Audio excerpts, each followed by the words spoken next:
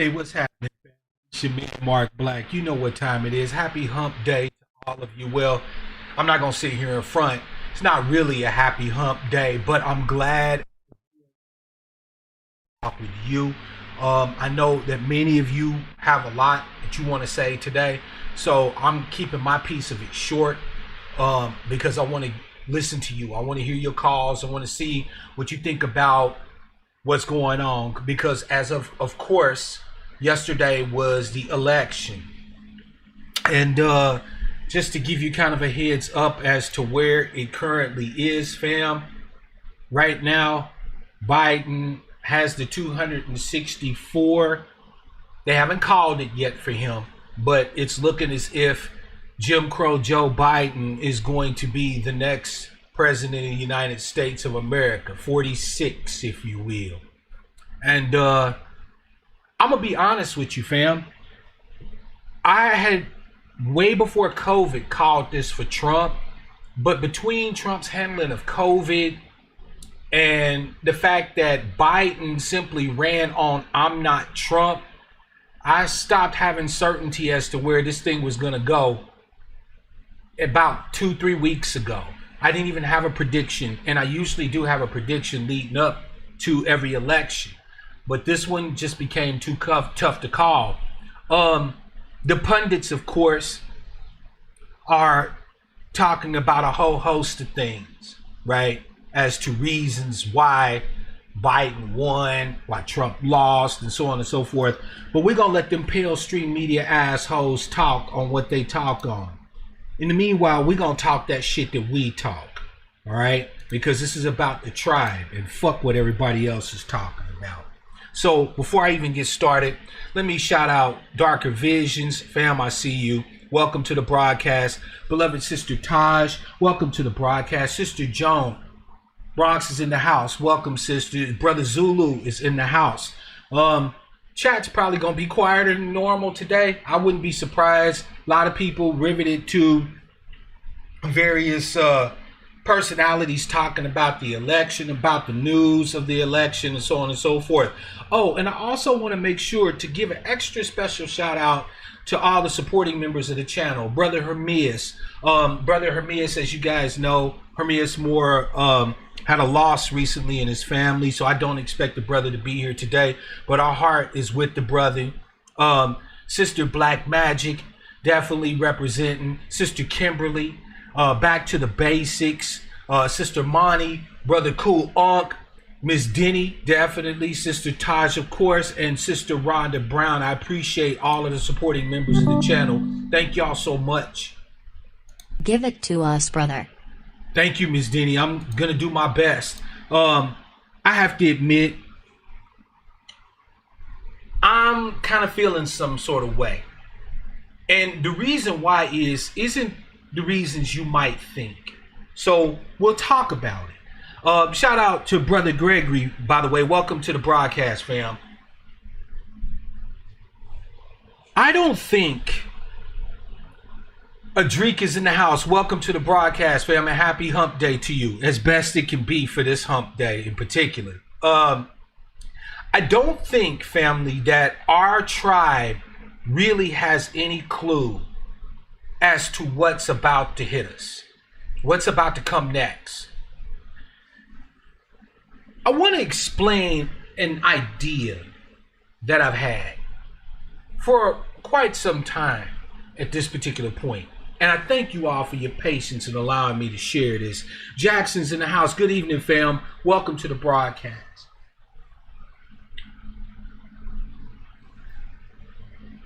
Trump is America.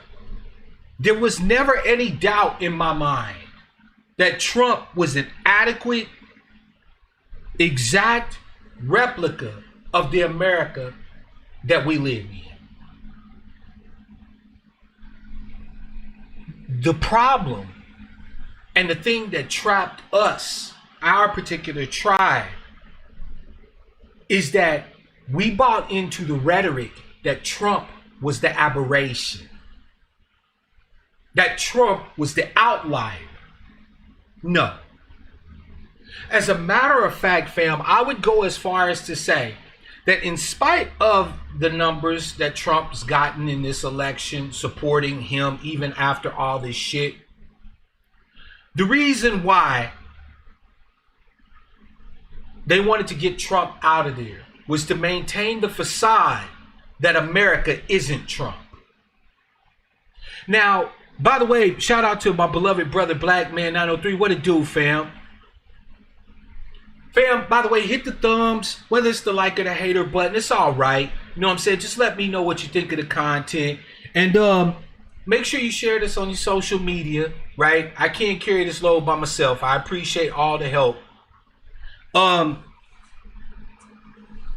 We've seen evidence that supports my claim that Trump is an adequate one-to-one representation of America as a whole by the vehemence expressed to us by these so-called pale-skinned liberals and their black pets.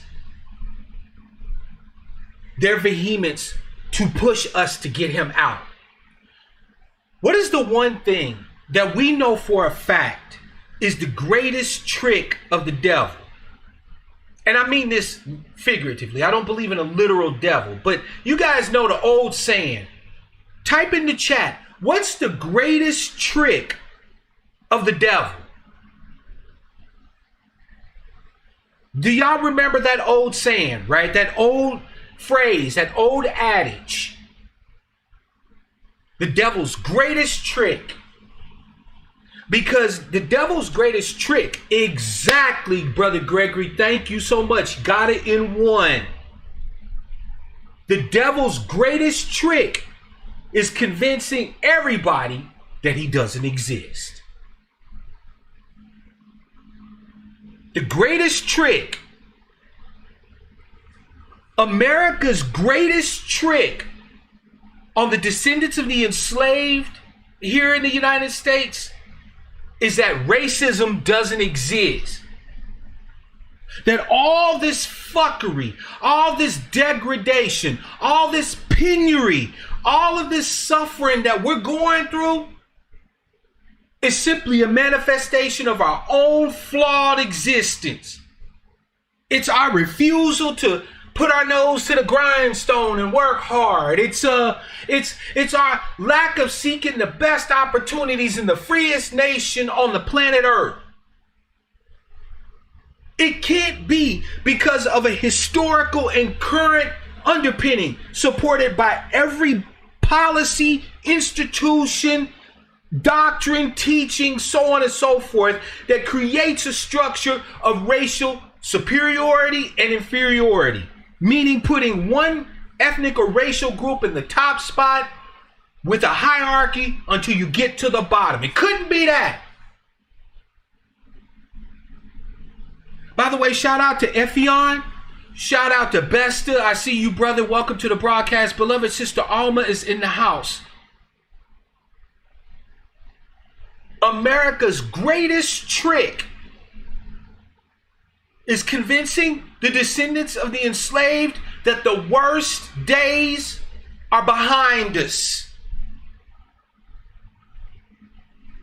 Sure, our ancestors had it bad. Sure, they were under the lash. Sure, they were segregated. Sure, they couldn't vote. Sure, they were lynched.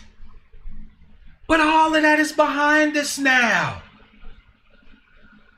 We're all one nation, brother. And who espouses this demonic idea more than the pale-skinned liberal and their pets? Who?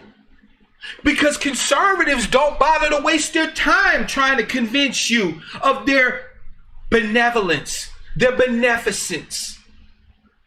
They don't waste their time trying to convince you that they're looking for progression, a time when we can all be one and link hands together and sing Kumbaya. They don't fucking pretend that. They tell you to their face that they want to return to a time when you were explicitly, openly, overtly less than.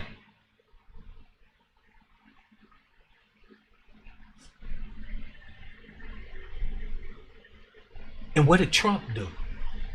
Trump made it clear. Trump didn't hide shit. Trump said the quiet part loud. And there was no motherfucking way in the world that America could hide its real face from the descendants of slaves. And as you've seen throughout the whole entirety of Trump's administration, salute to you, Sister Lisa. Peace and welcome to the broadcast. As you've seen, black folk have mobilized. Not necessarily because we hate Trump so much, but because the rest of America couldn't hide itself anymore. The bullshit lies about we're in a post-racial America that they expounded after 8 years of Barack Obama, all of that was put to the sword with the election of Donald Trump. Even though during Barack Obama's administration, or Biden's administration, we saw murder after murder of our people in the streets. We saw everybody recover from the 2008 recession except us. We saw that we were still being the last ones hired and the first ones fired. We saw everybody getting small business loans and aid to open up their entrepreneurial enterprises except for us. We actually had more opportunities as a people under Walker Bush than we did under Barack Obama. Even though all of that was true, we were able to put the veil over our eyes of Barack Obama's melanated skin and listen to the siren song that we somehow made it through.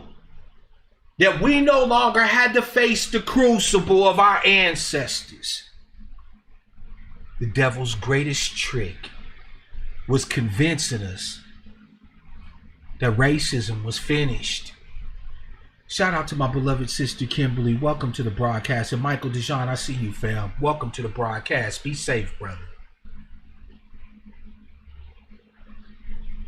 If you really want to know why these liberals wanted Donald Trump out of there, it ain't got shit to do with his policies.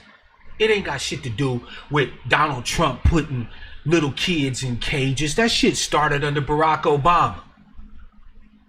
It had nothing to do with racism against minorities. Liberals don't give a fuck about racism. If you really want to know why they needed everybody on deck to get Donald Trump out of there, it was to hide the fact that they still racist as fuck.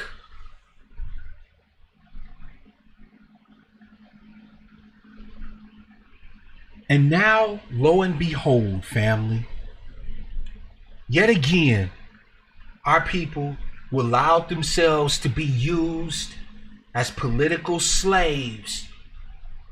We put Biden on our backs and carried him across the finish line. Now, there are some things to be pleased about, truth be told. First of all, our turnout overall was way down. That's a fact. In some places, there was double-digit lack of support for the Democrats. That's a good thing. In case you were looking for a ray of sunshine, something to hang your fucking hat on, that's a good thing. Sure, we pushed Biden over, but man, it wasn't in no greater numbers than anybody else ever before. Nah, he was able to siphon off those suburban soccer moms, you know, Karen and her ilk, you know, the college educated white bitches. He was able to siphon off that group.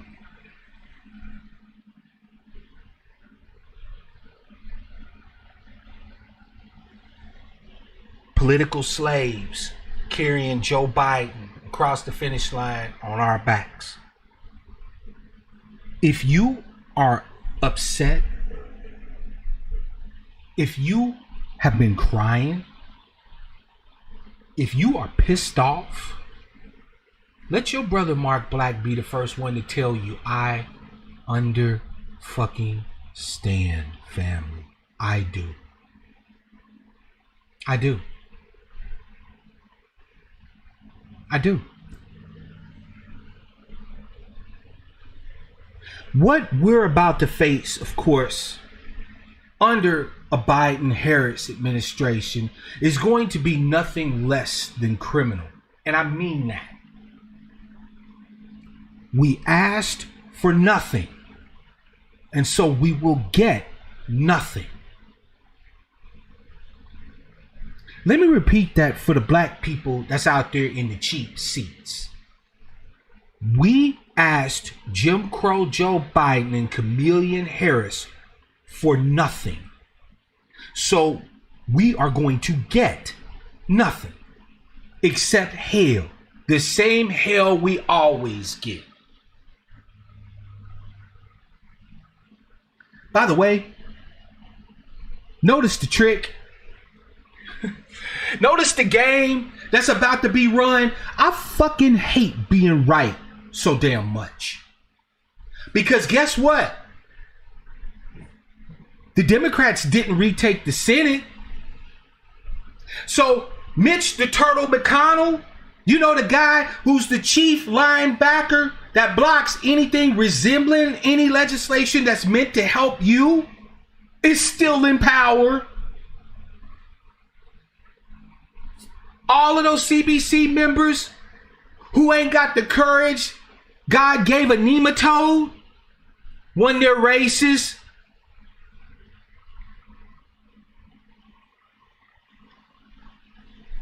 Missy Pelosi, she's back in town.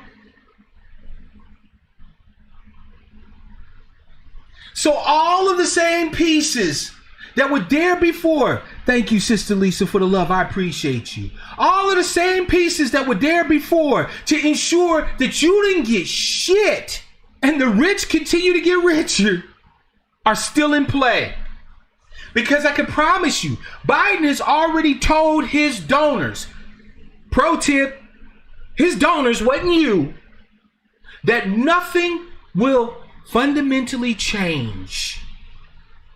That he's not here to rock the boat. Sure, they might differ on the margins, he said. But in all the things that matter, nothing is going to fundamentally change. Chameleon Harris, in her interview with that sister Alfred from the Griot, told us to our face, I'm not going to sit here and say I'm going to do something specifically that's only going to benefit black people. No. Like Willy Wonka in the chocolate factory. You get nothing. Good day, sir. The Republicans got the Senate. The Dems got the House. And Biden will have the presidency, which means nothing fucking gets done. Unless it's neoliberal. Because one thing that the Republicans and the Democrats, it seems, can agree on is cuts to programs, shit like that. By the way, black folk did we miss the train when Jim Crow Joe Biden talked about he was perfectly willing to cut Social Security and Medicare? Did we miss that? Like, was that part of the cover up in the push to get Orange Man out? So your grandma and grandpa lose their motherfucking benefits under a Biden administration because, you know, he'll have to negotiate. He loves going across the aisle. You know, it's funny. CKD1, by the way, D Fire, Brother Maurice is in the house and Jared's in the house. I see you, fam. Welcome. You know, it's funny. Everybody say, Joe, so much for bipartisanship. Fam, let me tell you something. There's bipartisanship And then there's being on the same motherfucking team. Jim Crow Joe is not bipartisan with the Republicans. Jim Crow Joe is a motherfucking Republican.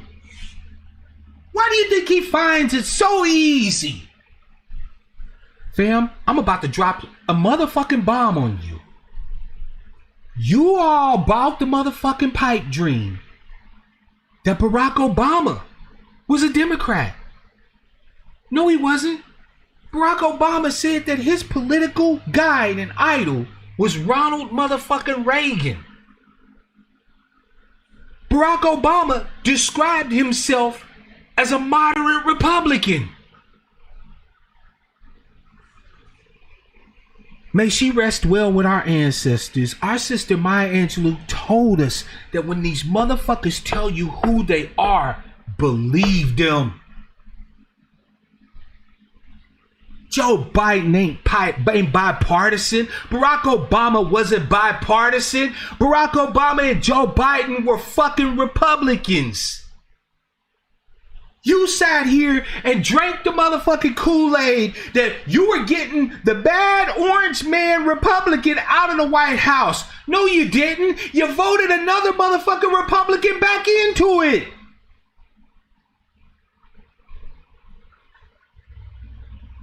You voted another goddamn Republican back into it.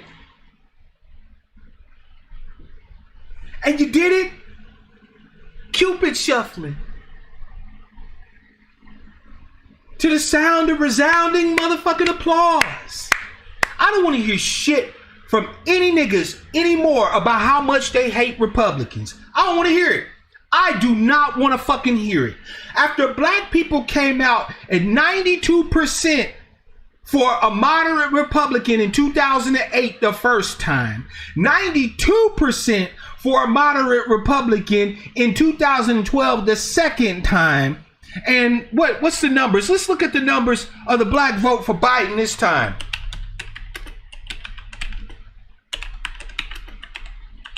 Let's see if we can find this shit.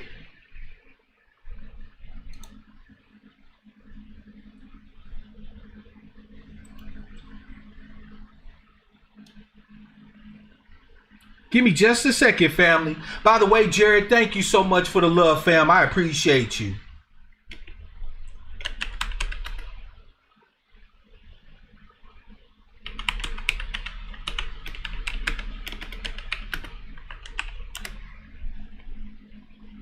Here we go. We're going to go here to the Financial Times. And let's see if we can find any information on race and shit. Nope, can't go there. Okay. Maybe CNN got it. Let's take a look.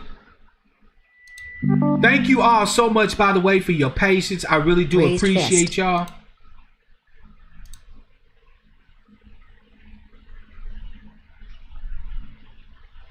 Anyway, I know that from the last information I saw on Biden's count among black folk, we voted for Biden in at least the upper 80s. So I don't want to hear fucking shit about we can't talk to Republicans. We can't talk to you motherfuckers been talking to Republicans. You not only been talking to them, you've been voting for them. By the way, shout out to my beloved sister Strongflower. Welcome to the broadcast, sis. It's good to see you. And welcome to On Code. I don't want to hear shit. I don't fuck with no Republicans. You voted for Republicans 3 times in the last in the last decade and change. Right now, everybody in America is holding a W except for us. We're holding a big ass L. Let me explain. Now, y'all know that I've had my issues with the down ballot strategy as expounded by the Democratic down ballot strategy. And my only issue was that I don't support Democrats. So I was never going to vote Democratic down ballot. Although I support down ballot strategy, right? So that's a strategy many of us went with. But look at the motherfucking Cubans. the Democrats is already talking about how they could not believe they lost the Latinos, and they gotta shore that shit up. They gotta shore that up. They're bringing on new Latino commentators onto the motherfucking pale stream media and shit.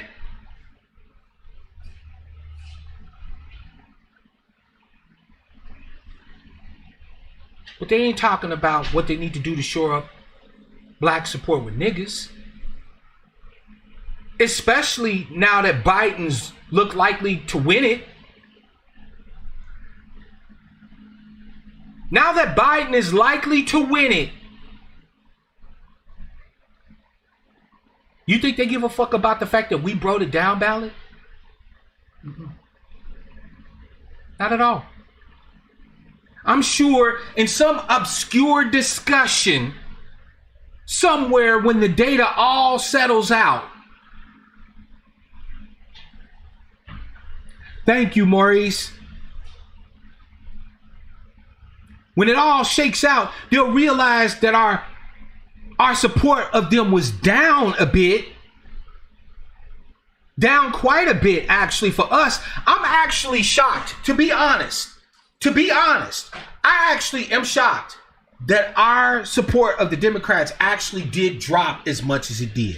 And again, if you are looking for a ray of sunshine today to hold your, put your hat on, to hang your hat on, the fact that our support in this election for Biden was way down is something to hang your hat on.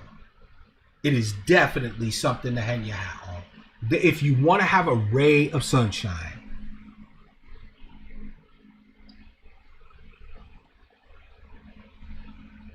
But there really ain't much else.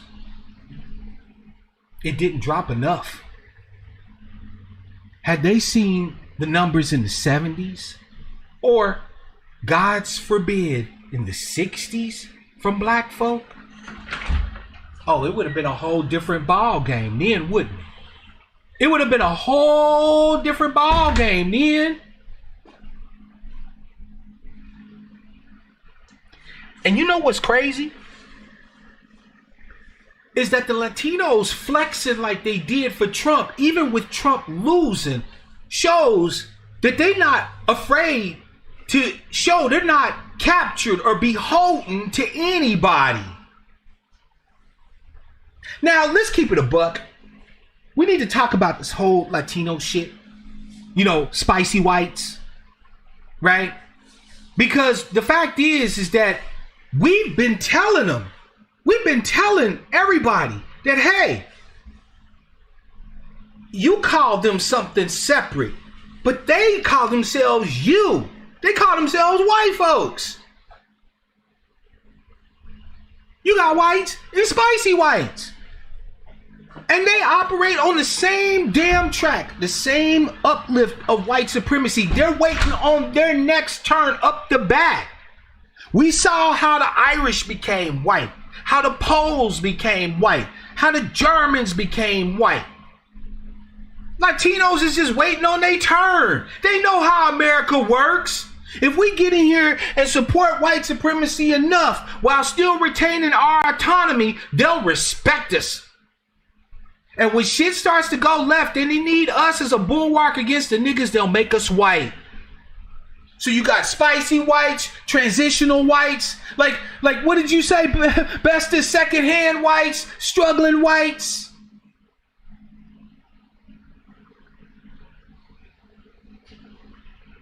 And Latinos showed their ass. They was like, Trump, fuck yeah. They down there singing and shit, playing the congas.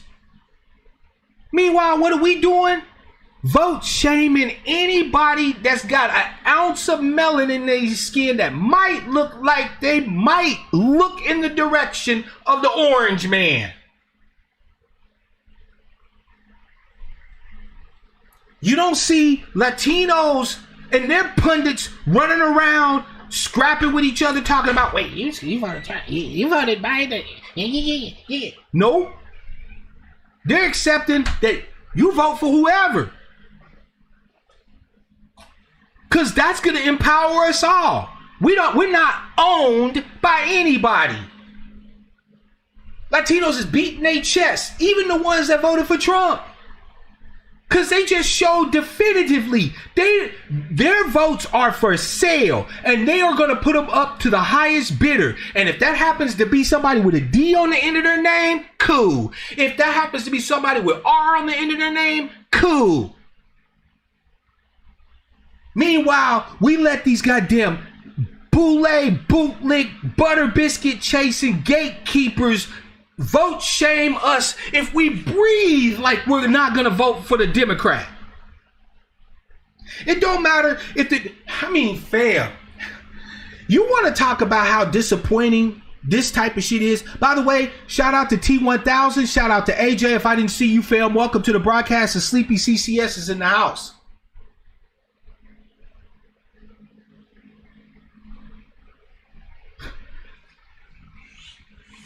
You know, Ice Cube is looking real motherfucking vindicated right about now. I'm just saying. Because now that Biden won the election, you think they're going to pick up where they left off with Ice Cube? You think that, on day one, Cube is going to get a call from the Biden administration and say, okay, we're ready to go ahead and discuss that contract. For what? We done already gave that motherfucker the guns and the butter. What the hell does he need to talk to Cube for now? Or Yvette and Tone for ADOS 101. Biden don't have to talk to none of us now. He got what he wanted. Congratulations. Thank you niggas for your votes. Now y'all pipe down and let us grown folk go ahead and handle this shit for the next 4 years. Cube ain't fam, I'm willing to put every goddamn thing I own on it. Cube ain't getting a call from the Biden administration. Fam, here's the thing. I'm with Brother Bestie here. I wasn't wanting Trump to win. I need y'all to understand that. I don't give a fuck about Donald Trump. I just wanted Biden to lose. They kept telling us, we know Joe Biden. We know Joe Biden. We know Joe Biden. Guess what? Any politically astute, fuck that.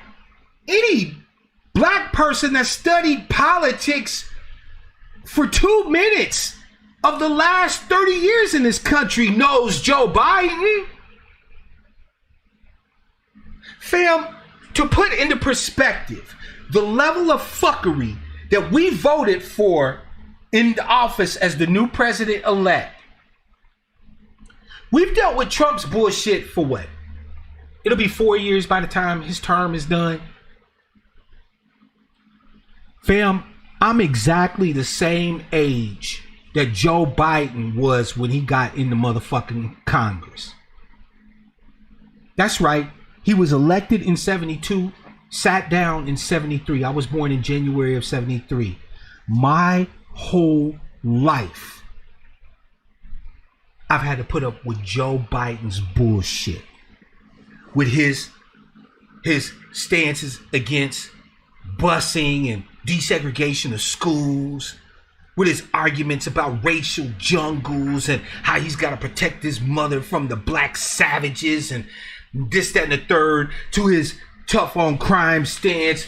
So tough on crime that this motherfucker was to the right of Ronald Reagan when it came to crime.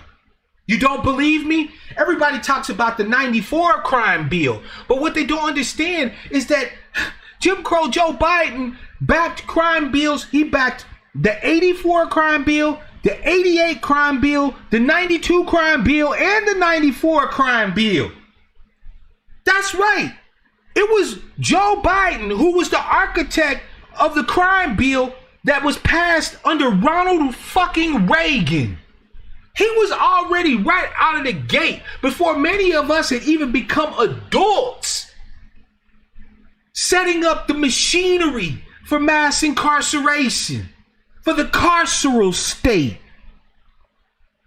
47 years of everything you could possibly think of that's anti-black. This fool's espoused.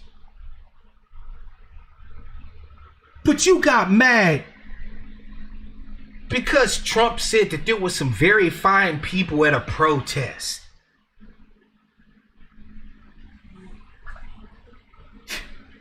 You got mad because Donald Trump said build the wall. Thank you, Sister Taj. Look, we don't look. That was just the stuff that affected black people. Let's not forget about his support of the Iraq War, the trade deals like NAFTA and TPP, and all of this and that and the third, where he took actual real jobs, that produced real shit in America and farmed those out to the highest bidder overseas and left us with fucking Uber and Lyft jobs, with gig economy. That was Jim Crow Joe too.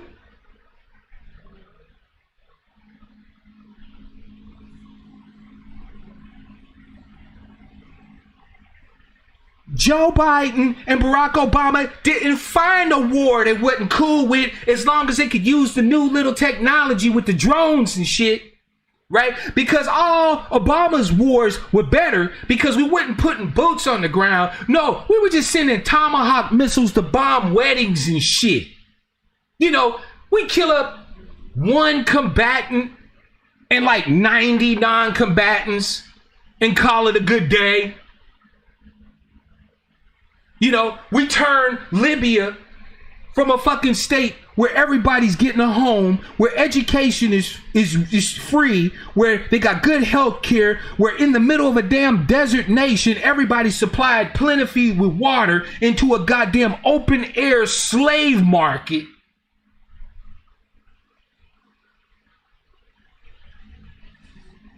And y'all got mad because Trump said that some immigrants might come here and be rapists, which is actually just factual. Some of them do come here and commit crimes.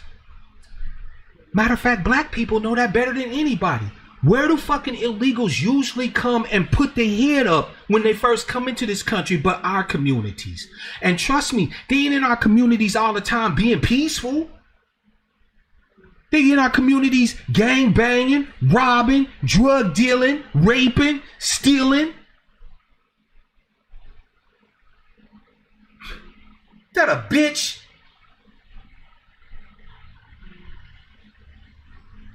We traded rhetoric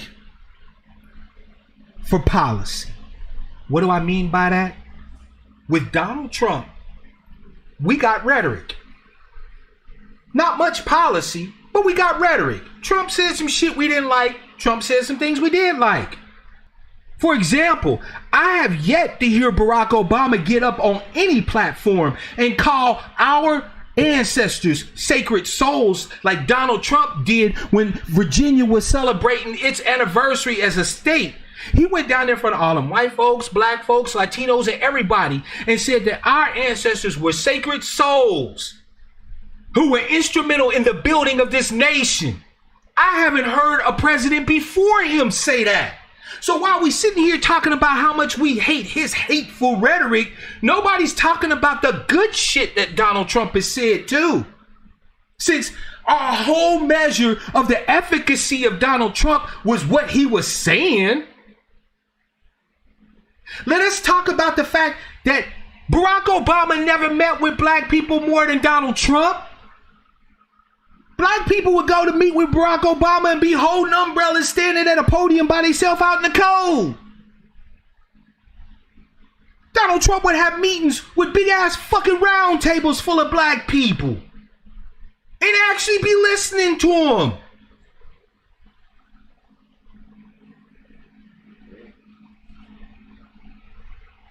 We traded rhetoric for policy. And Biden's policies and Harris's policies are plain to fucking see. We can sit here and say Trump hasn't done much good. He hasn't. But fam, I'll be honest with you. With what a president is capable of doing to black people, the fact that Donald Trump didn't do much of anything to black people, I consider that a fucking win.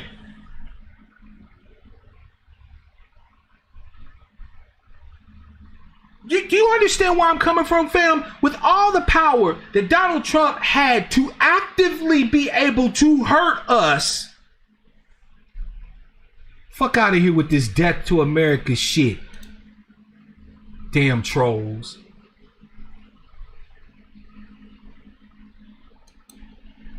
Sorry, fam, I'm removing these bastards. Do I got any mods in the chat? Y'all see any shit like that come up, I want y'all to smash them. Just boot their ass right out of this motherfucker. You heard? Any of my mods in the chat? Let me see who's up in here. You know what, Sister Taj? You a mod. Do work, fam. And I love you. I appreciate you. Thank you. Thank you, Miss Denny. Smash them trolls. We ain't got time for their bullshit today. Everybody talked about Trump shouldn't have his hands on the nuclear button. What war Trump got us in? I'll wait. Big Unk, what's good, fam? I see you. That's right, T100. We know that we know blue and red are the same. So the thing is why then were we so pressed about the orange man? How was it that yet again the Democrats were able to grab us by the ring in our fucking noses and drag us around like sheep? They're both the same. Biden and Trump, the same. Both Republicans. By any objective measure, they're both Republicans. This shit is insane. It's maddening. It's absolutely maddening. So, black family, if you are upset right now, I fucking don't blame you. I don't blame you. If you are looking at some of your family members with the stank eye right now, fam, I understand completely. Because I'm going to be honest with you. At this particular point, any family member of mine that I find out voted for Joe Biden, I don't care if they voted for Trump. I don't care if they voted third party. I mean specifically, if you voted for Biden, I'm disowning you. I'm disowning you. That's real talk. I find any of my family that voted for Biden that ain't got a damn good reason. Like, I made a mistake. I didn't know. You know, if they come correct, we can talk about it. But if I find out they voted for Biden and they did that shit with what they think is clear eyes, with their eyes open, I'm disowning them. Because at this point, family, we have to accept that some of our people are antithetical to our interests. I'm not saying we need to be going around killing folk or nothing like that. I'm not going crazy. But some of these people don't need to be the fuck around us. You can only tell people so much that, look, the information shows that these people are antithetical to our interests. Here's their history. Here's their policies. Here's what they support. We can only tell people that so much. If they don't fucking get the message, fuck them.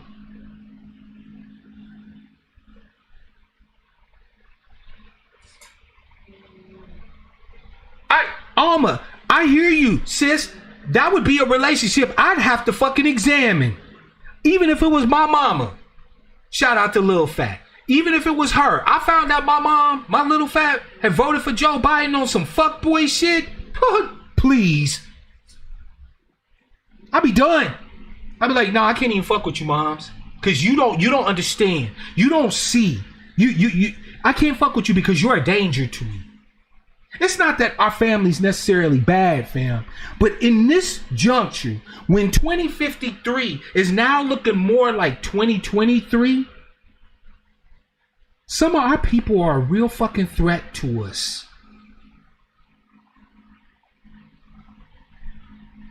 We have to start doing triage. And for those of you who are unfamiliar with the concept of triage, triage comes from the battlefield. In war, when medics go out to pick up soldiers, there's 4 levels of triage. There's white, yellow, red, and black. White is somebody that with a minimum of treatment is able to get right back out there into the fight. They might need a gauze wrap. They may need some antibacterial cream and, a stitch or two. White. Somebody yellow is injured a little bit more, but they can survive it.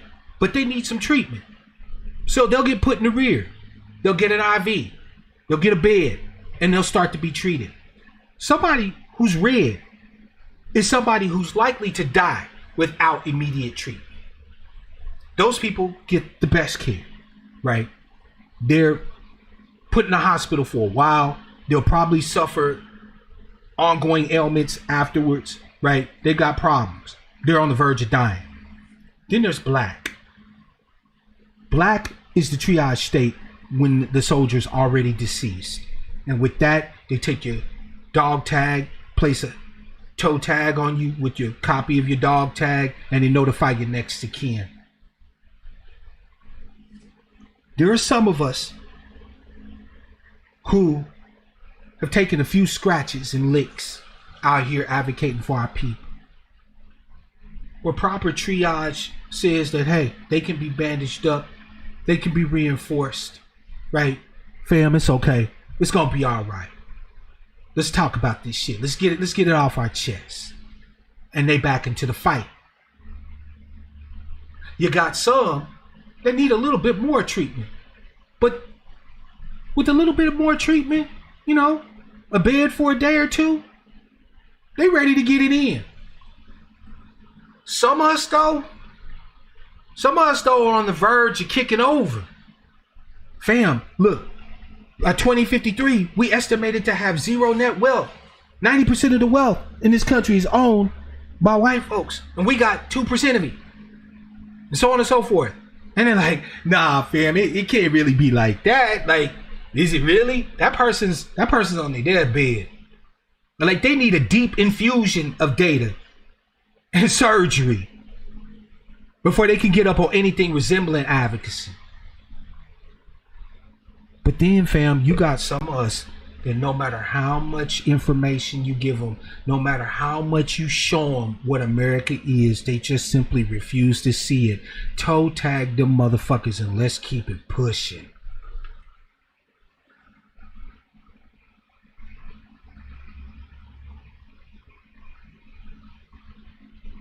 Because it's motherfuckers like that that make it to where we can see, even with them promising us absolutely nothing, there was no other ethnic demo that came out larger in support for Joe Biden than us.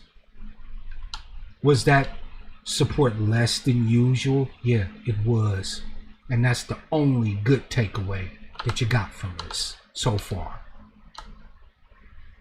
The fact that he had really any at all speaks volumes. Speaks volumes about the failed strategies that we've embraced so fucking far. We were told by some people that this party owe us because of our loyalty to him. But we gotta smack them around a bit, and then they'll listen to us. And again, I didn't disagree with that.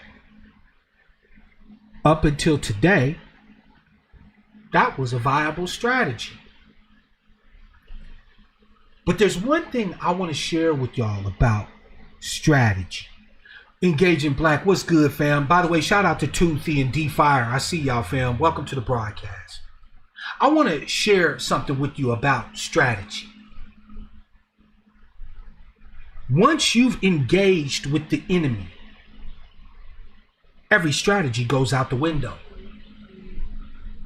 Every plan dies on first contact with the enemy. Why?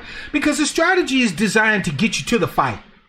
But once the fight happens, you got to be flexible, right? You got to be able to maneuver. If you stick hard and fast with a failed strategy, you end up, even if you win, you lose.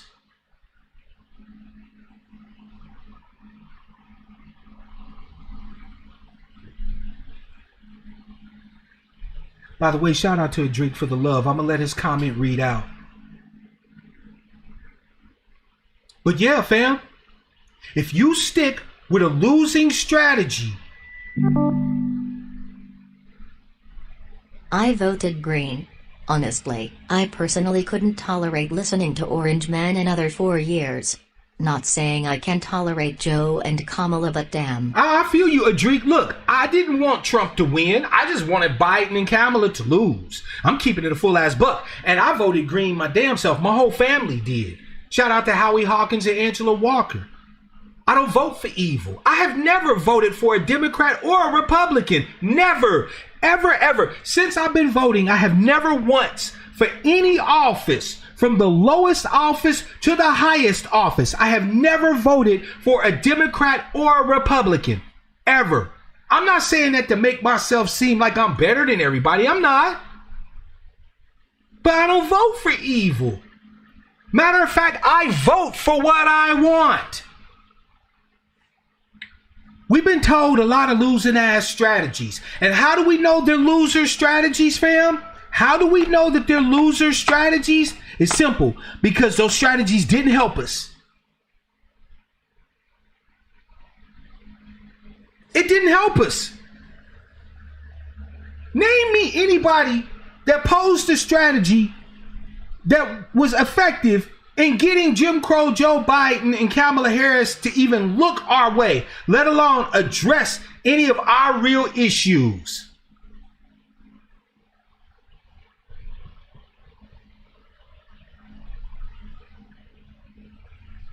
I'm just keeping it a buck.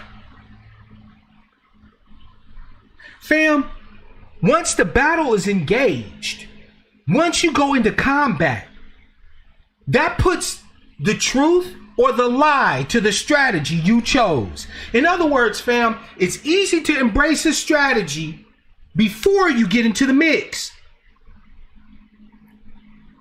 CKD, that's not even the route to go, fam. And don't worry, we're going to talk about it. We're going to talk about it. But I understand, CKD, why you feel like that. You have every right to be pissed off. But stick with your man for just a minute and see what I got to say. All right?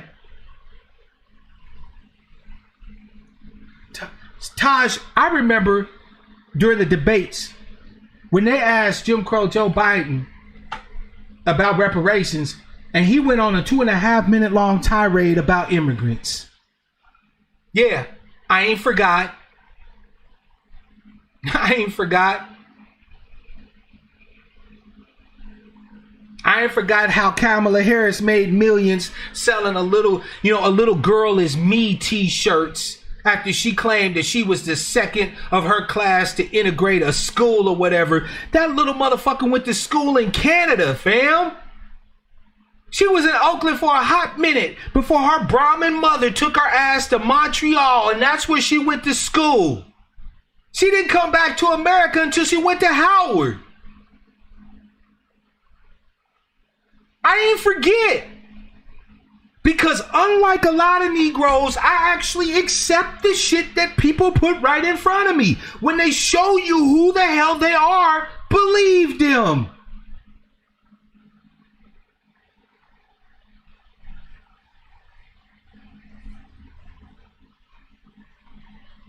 This motherfucker didn't show her face back in America until she went to Howard. And then promptly started putting on piece by piece, item by item, our lineage like a suit of clothes. Ski wee.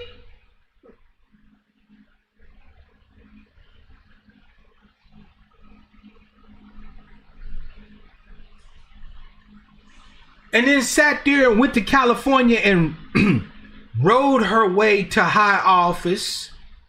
Pun intended. Shout out to Willie Brown.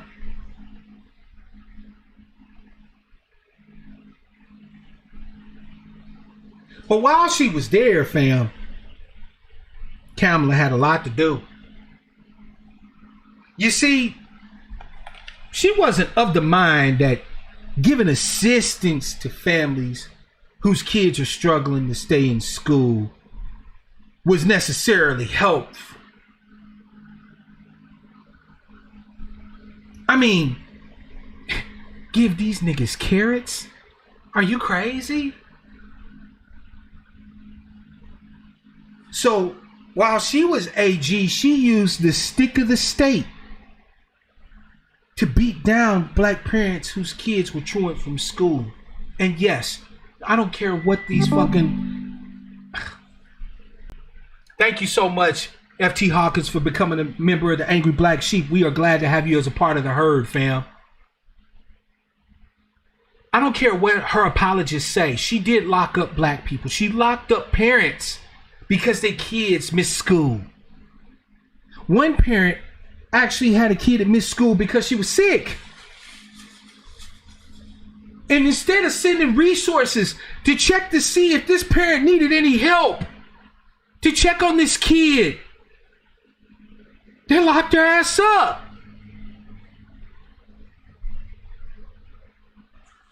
But the greatest hits keep on coming. Because as AG, California done locked up so many motherfuckers, mostly black folk, that even the feds was starting to smell a stench of prisoners and convicts and incarceration all the way in DC and said, you gotta start letting some of these people go. This is too goddamn many. And Kamala said, for real? Nah. If I let them go, who's gonna fight the fires? So you had our brothers and sisters out there fighting wildfires, making $1 an hour, doing a professional job, by the way, fighting and tamping down fires across millions of acres. And then, once they were lucky to get out of Kamala's clutches, and the DOC in California couldn't even get a job as firefighters.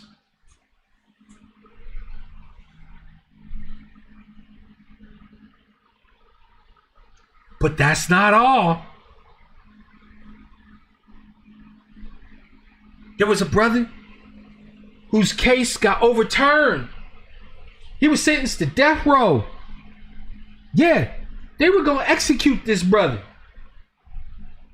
So they send the requisite paperwork to Kamala Harris's office and say, hey, you got to let this man go. She's like, what? And not killing? Psst. Not under my watch. And she held that man illegally. He was supposed to be released. He was supposed to be removed from death row. And she kept him there. I don't want to even go into the fact that one of the greatest injustices I have ever heard of went completely unpunished under Kamala Harris's time as AG. There was a sister in Malibu who was arrested. Her name was Mitrice Richardson. Mitrice was having a mental health crisis, fam. You know, because it's harder than a motherfucker being black some days. I can tell you that there's days where I be wondering if I'm not losing my motherfucking slip on reality. You feel me? So the sister was having a mental health crisis. She was arrested and taken to a small police department. And in the middle of the night, they say she was released from their custody. No car, no cell phone, no contact with her family, out in the middle of nowhere, in the dark of night, released.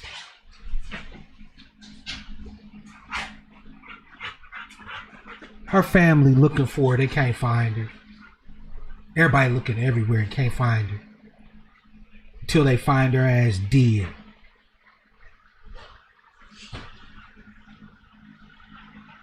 with, strangely enough, all sorts of evidence that they completely mishandled this sister. Rather than giving her the mental health aid she needed, rather than ensuring that her family be contacted in the whole 9 yards, these motherfuckers were completely negligent and were directly responsible for the death of our sister Maitrice Richardson. Her mother, when they reached out to her, was like, y'all let me know before y'all let her go. I'll come and get her. They just let her out. In the middle of White DeVille. No, in the middle of nowhere. Y'all seen them suburbs in the hills of California? Just hills upon hills with houses tucked in it. Anybody could just come drive up the road because ain't no traffic after a certain time of night and just snatch your ass and you just gone. And Kamala didn't do shit.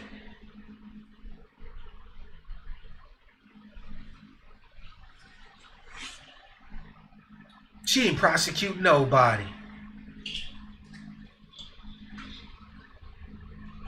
Remember, family, she couldn't find no black people she wasn't willing to lock the fuck up.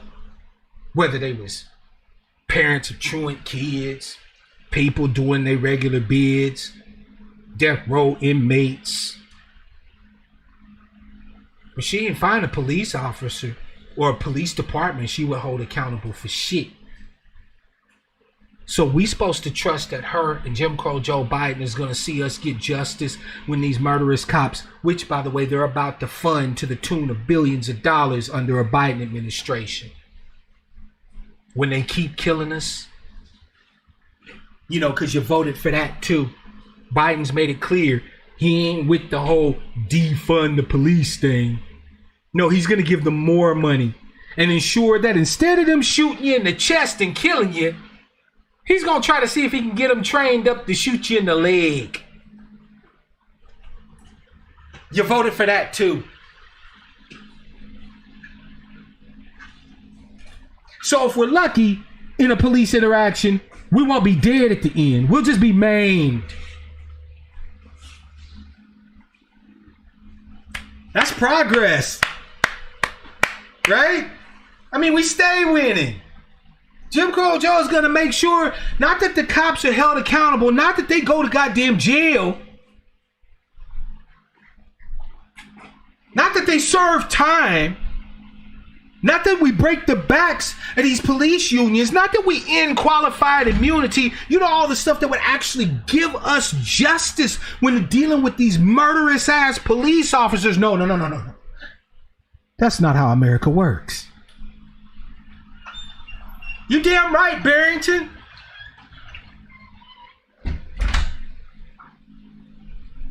Y'all voted for more of that. So I hope you're ready. Because Jim Crow Joe Biden ain't going to listen to you now when you protesting out in the street when you chose him. Kind of reminds me of that line from that Snoop Dogg joint. When dude came up to Snoop Dogg and he say, man, what, you know, he's like, yo, you know the name of the game. Yo, bitch chose me. Now we can handle this like some gentlemen, or we could get into some gangster shit.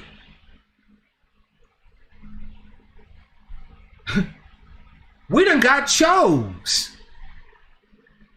America's bottom bitch got chose again by Daddy Democrat. So don't complain. When he say, where my money at?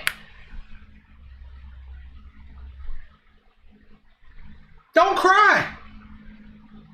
Don't complain when body after body keeps dropping.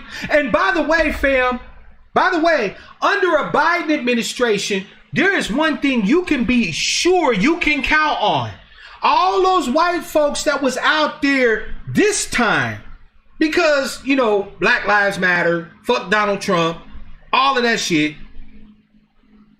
Under a Biden administration, they ain't gonna be out there. Ain't no white folks gonna be out there getting their cranium cracked for you. No, because Biden's elected.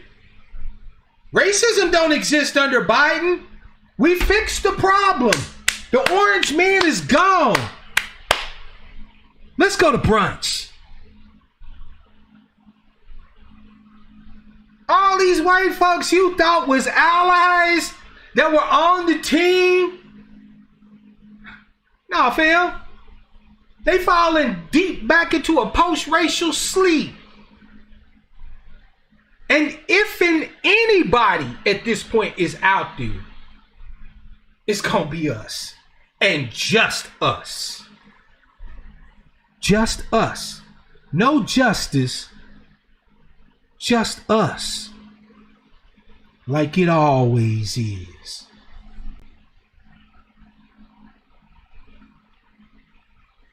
In the next day or so, all of your little white liberal friends are going to pop in on your social media outlets. They may give you a call even.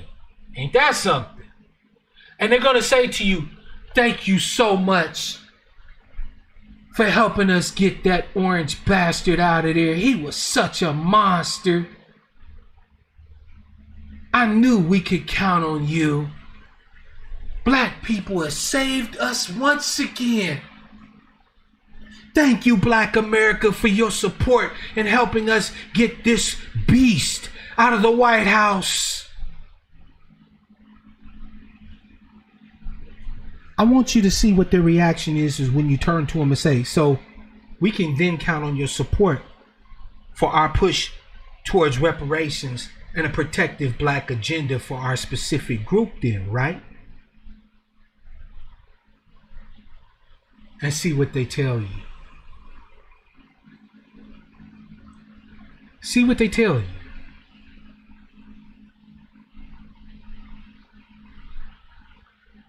Glad I could help, Karen. So I can count on you then to help me press Joe Biden and Kamala Harris to finally pay the long-standing debt owed to us from the time of our ancestors due to slavery, Jim Crow, convict leasing, debt peonage, lynching, rapes, murder, brutality, mass incarceration, the drug war. I can count on you, right? And they'll be like, well, I mean, you know, like, I would love to. But like, I've got a lunch date on that day that we're supposed to do the protest. But you know what? Why don't you give me a call next week and I'll see what we can do. Hey, but thank you again for voting for Biden. I'm so glad Donald Trump is out of there.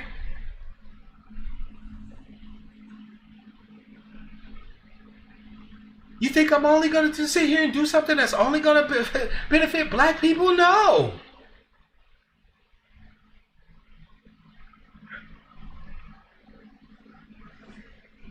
CKD, I promised you that I would have something to say to you. I do. Because I know you matter than a motherfucker right now, and I don't blame you. At this point, a lot of us is looking at our own people. And we don't have the words to say the amount of anger, rancor, bitterness that's in our hearts. Because make no mistake about it, fam, it's a betrayal. The fact that so many black people supported a man whose whole goddamn history in government has done nothing but hurt black lives is a betrayal that the words are truly hard to express. I get it. So take that bitterness, that anger, that outrage, that rightful outrage, and let's put that shit to work.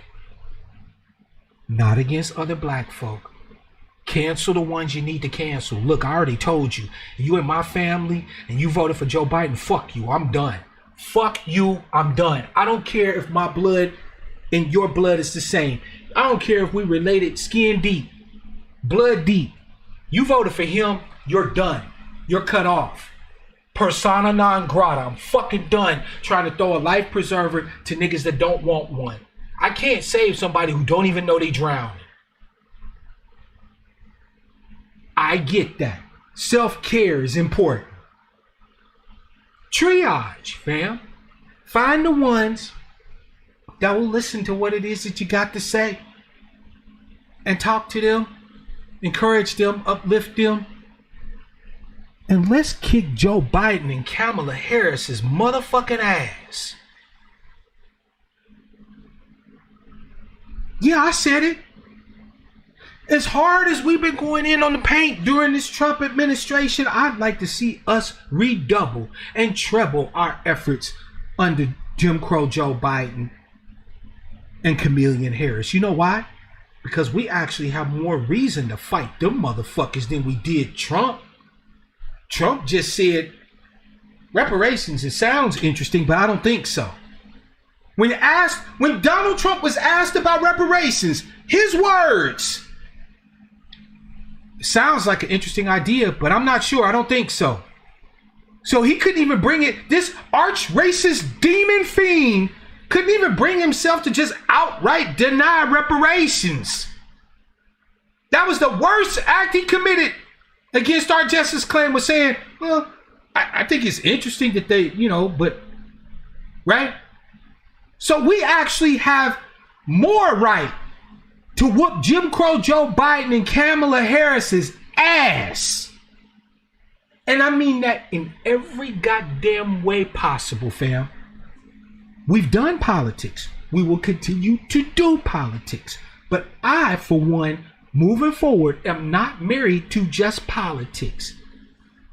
I have done online advocacy and offline advocacy, but I'm increasing my offline advocacy. And more important, fam, I am going to start working with other black people to build actual infrastructure to support us in our fight against these motherfuckers. Because if you think that I can accept for a minute Jim Crow Joe Biden as my president of the United States, I put my life on the line as a soldier just to fight for this motherfucker, and I want him to be my president? Hell fucking no. Nah, fam. It's time to hit them even harder than we was before. This isn't time to waver.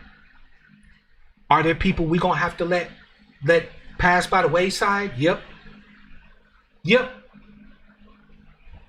There's a whole lot of celebrities. Matter of fact, y'all, all my angry black sheep know I'm done with celebrity. I'm done.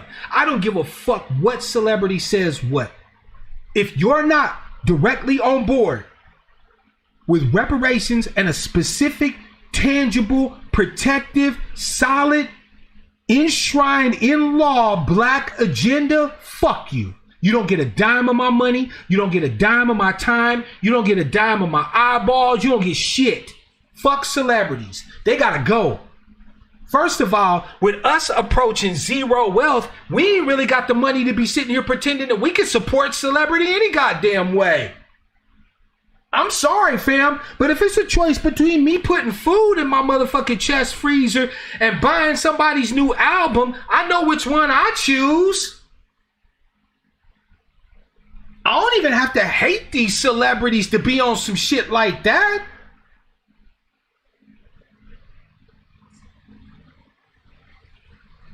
And all of these motherfucking Democratic gatekeepers, all these Democratic news people, like Van Jones, like Bakari Sellout, like Roly Poly Martin, like all the rest of them, them motherfuckers got to be cut off.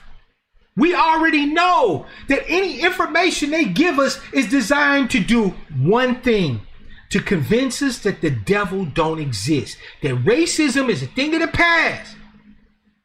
We made it. The Democrats is back in power. Woohoo! It's coming, John. So they gotta go. They're done. Amanda Seals, done. All these motherfucking talking heads. Fam, we actually had these talking heads on their last leg. Do you realize that if Donald Trump had lost, how many of these Negro whisperers would be looking for a new job come the new year? And a lot of the fucking bullshit that we've had to listen to that they call black media in America would have had to change up. We wouldn't have had to watch Van Jones sitting there crying another minute on TV. Unless it was on Rolly Martin's web show. Nah, we just threw them niggas a lifeline. We ain't ate enough bullshit from them. No, feed me more, Simo.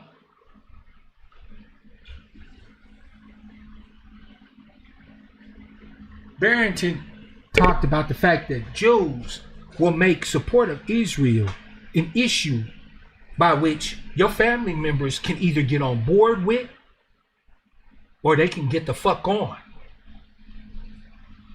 That's where we need to be. Descendants of the enslaved here in the United States, ADOS, FBA, B1 Brigade. That's where we need to be. You are either on board with this justice claim, 100 motherfucking percent, or you with them. We need to be on our George Bush shit. You're either with us or you're with the terrorist. And we need to stand on that square every single inch of the way. No wavering. No fading out. CKD, I know that they sold us, man. I know that you feel betrayed. Take that. Use that emotional rocket fuel to light a fire under your ass to fight like you never fought before, fam. This is it. This is it. We all should have been at least expecting the possibility that Jim Crow Joe might actually somehow win this damn thing. And I know I can't speak for you, but I wasn't thinking about standing down should he win. No, I had already committed. And when we win, when we defeat Jim Crow Joe Biden and Harris, when we finally put our justice claim to the forefront, it's going to be all that much more sweeter. Twice the pride, double the fall.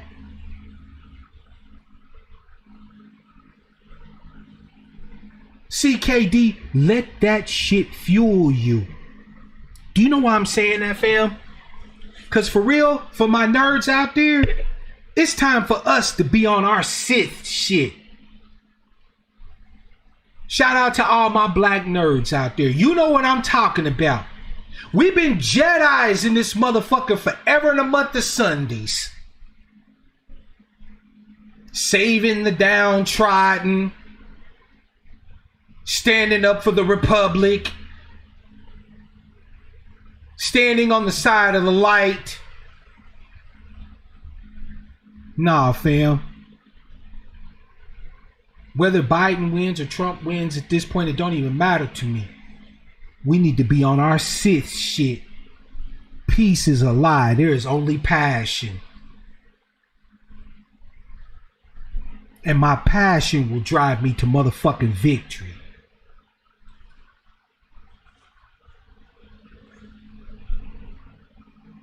I'm done being a Jedi for the United States, for maintaining the Republic, so I can hear thank you from everybody while they continue to feed from the fucking trough and we get nothing. My lightsaber's busty. My robes are tattered. The Force ain't with me.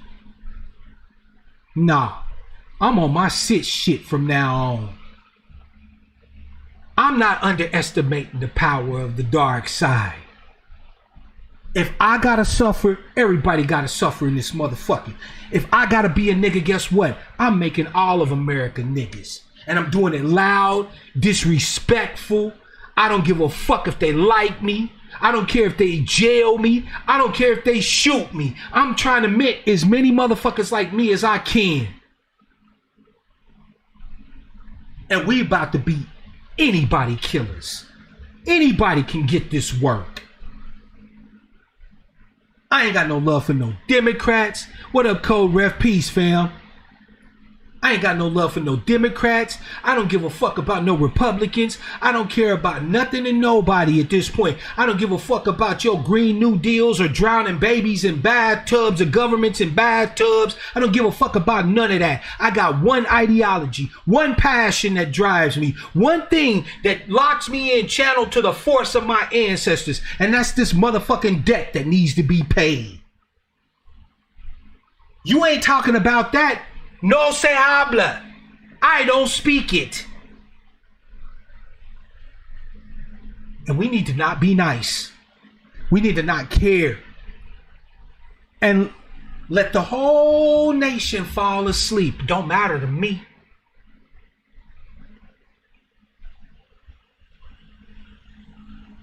Let the sun go down. I can fight in the motherfucking darkness. We've been way too goddamn nice to these motherfuckers. Man, it galled me to no end to see white liberals on people's timeline saying that black people saved the country once again, knowing that they're not going to support any of our goddamn aims, goals, or efforts. That shit just galls me.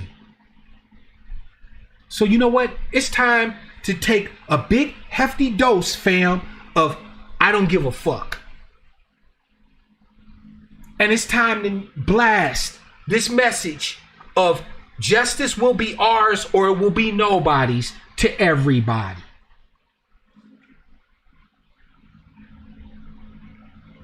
To everybody.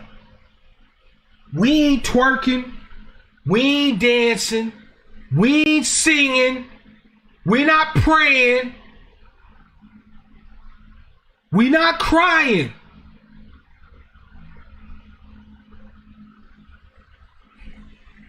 I'm on my Sith shit. Fam, I'm on my Palpatine shit. It's treason then. And I'm letting everybody have it. Because it's that passion right there, fam. The reason why you feel that sense of betrayal is because you know you've been fucked. Don't turn away from it. Embrace it. All these assholes talking about we're going to hold them accountable. None of them had an answer for you when you asked them how you going to hold them accountable after you give them the power.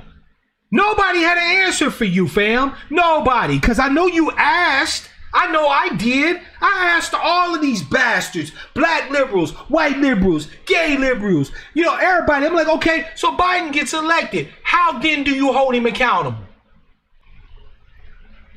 Sorry about that, fam. Looks like there's some, sorry about that, fam. It looks like there's some issues with the stream. I think they're trying to fuck with my internet because I'm going ham today. You know what? I'm done talking, fam. Y'all know where I stand. Let's get on our sit shit. I'm going to go ahead and lick my wounds because I feel betrayed. I feel betrayed that my family still don't fucking get the point. They still don't get the message. They would rather be political slaves and mules for everybody and watch them get a come up while we get offered nothing, asked for nothing. That shit hurts. So I'm human. You're human. It's all right if you feel some kind of way. You don't have to hide from that. You don't have to pretend that that's not the motherfucking case. Of course that shit hurts.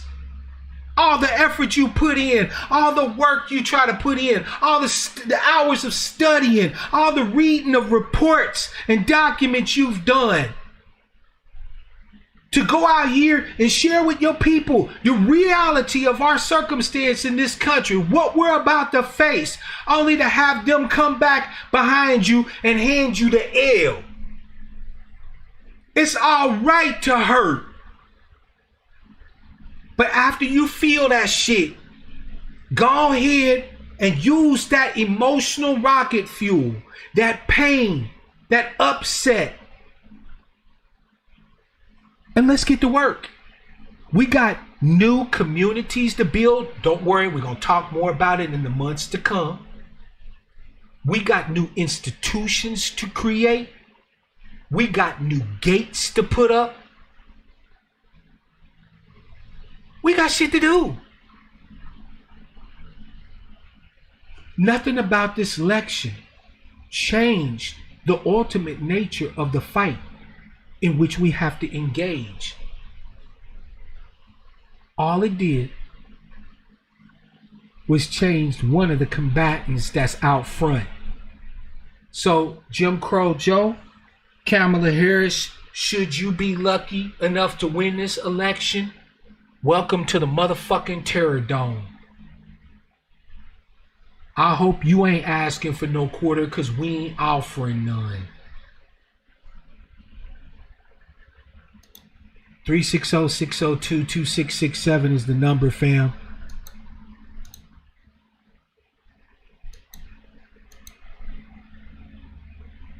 I want to hear what you have to say. Thank you for listening to your man today. CKD, I hope that I addressed at least some of where you at, fam. Because like I said, I get it, fam. I know you're upset. Trust me, I understand it, man. But it's time for you to channel that shit. It's time for you to embrace the dark side.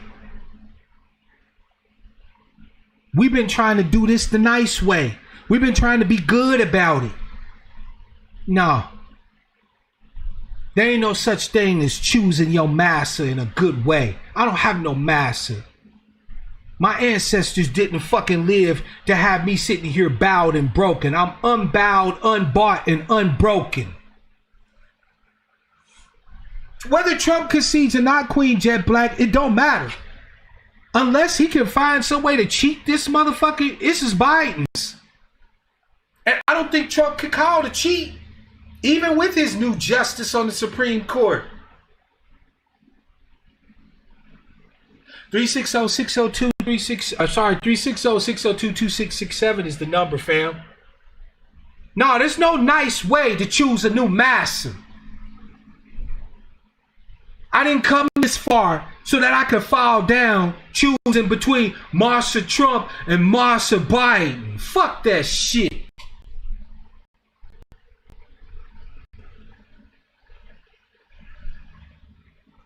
I can't believe that Biden could run a campaign that was a literal non-campaign. His whole stance was, well, I'm not the orange man.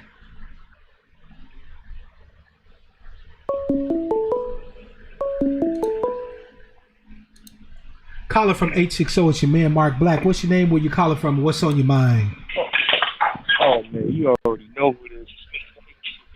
Hello, caller from 860, it's your man Mark Black. What's your name? Where you calling from? And what's on your mind, fam? It's me, Ro. 860. What's good, fam? Talk to me, man. What's on your mind with this bullshit ass election? Man, dude, I've never been so frustrated in my life. I feel you, I fam. got family members voting for this nigga, right? Yep. Voting for this clown, right? And at the end of the day, our loved ones are in jail still to this day. Still to this day, man. Still to this day. And these people, I know it's black women voting for this. I'm sorry, man. I'm sorry for the gender sniper. No, fam. Brother, look, just get your frustration off. Understand that this was an equal opportunity betrayal we took. It wasn't just black women. It was black men, too. You know what I'm saying? If you're feeling upset at your people right now, fam, I get it. Okay, the thing that I'm crazy about this whole situation is that when we had to get a black man in office, we had to make sure that it was a black woman beside that black man. And yet still, we got the bedwettery of this bullshit that we're going through that I'm seeing right now. It's fucking ridiculous, Sam. It's fucking ridiculous, Sam. And you know I don't be cussing like this, but this is some unreal crap. I'm really looking to go elsewhere, man. No, I feel you, fam. But you know what? I'm going to tell you something, man. The one thing that's going to really carry you through all this shit is understanding that your emotions are there to act, to get you to act. So you're not wrong for wanting to make a move, right? Right now, you feel like you want to jump up out your skin, and that makes perfect sense. You dig? So you're not wrong for that. But the thing is that at this moment is when you need to exercise your greatest discernment. I'm not talking about discretion, fam. I'm not saying that you need to be respectable. I'm not saying that you need to give a fuck about anybody's feelings at this point, right? But what I'm saying is that you need to be using the most discernment to determine what direction you want to head in this fight moving forward. You feel me? Are you getting the differentiation that I'm making? Mm-hmm. That's all I'm saying, fam. You ain't got to kiss nobody's ass. You ain't got to cater to nobody's feelings. How you feeling right now is justified. But you need to use your wisdom. You need to use your discernment. The craziest thing about it, I even got in with my grandmother. So my grandmother, I'm going to go into a little story real quick. Go ahead, fam. And I'm gonna go into the story about what I call my grandma. My grandma on the West Coast, right? She went out to Las Vegas.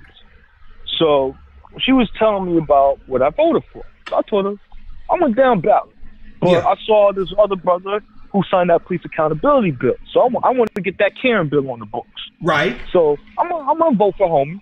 I'm like, you signed that police accountability. You looking out for the brothers. Mm-hmm. I ain't hating. You might have been an ex-cop, but yet still, it's because of you as a cop, you were able to write that bill. Right. And it had the credibility that it had in that community. It also had, and it crossed over not just the black community, but other communities. So I can give them a little standing, little ovation for that. But that's just a small token of the other bills that should be coming the way. Absolutely. I want to see that Karen in Connecticut.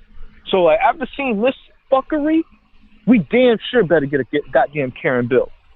Because this is ridiculous what's going on.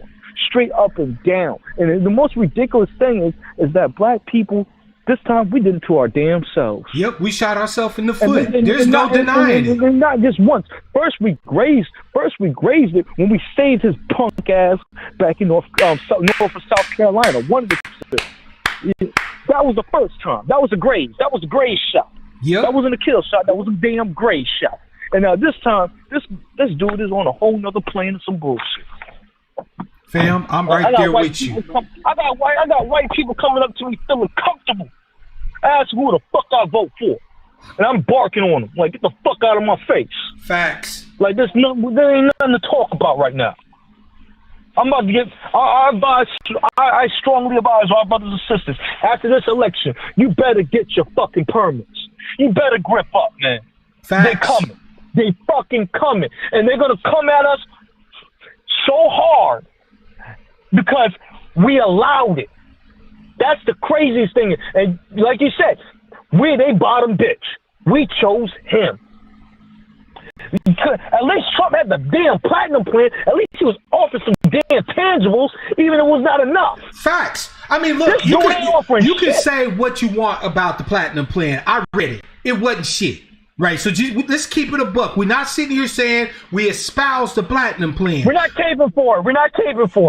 But the thing is that for the most part, Trump actually said black people throughout his plan. When you read Joe Biden's 21-page drivel on his website, it's minorities, disadvantaged communities, diversity, people of color, all this old bullshit. Black and brown. You feel me? Like we wouldn't know what the fuck he was talking about. When you say anything other than black, what you're saying is everybody but black. Black.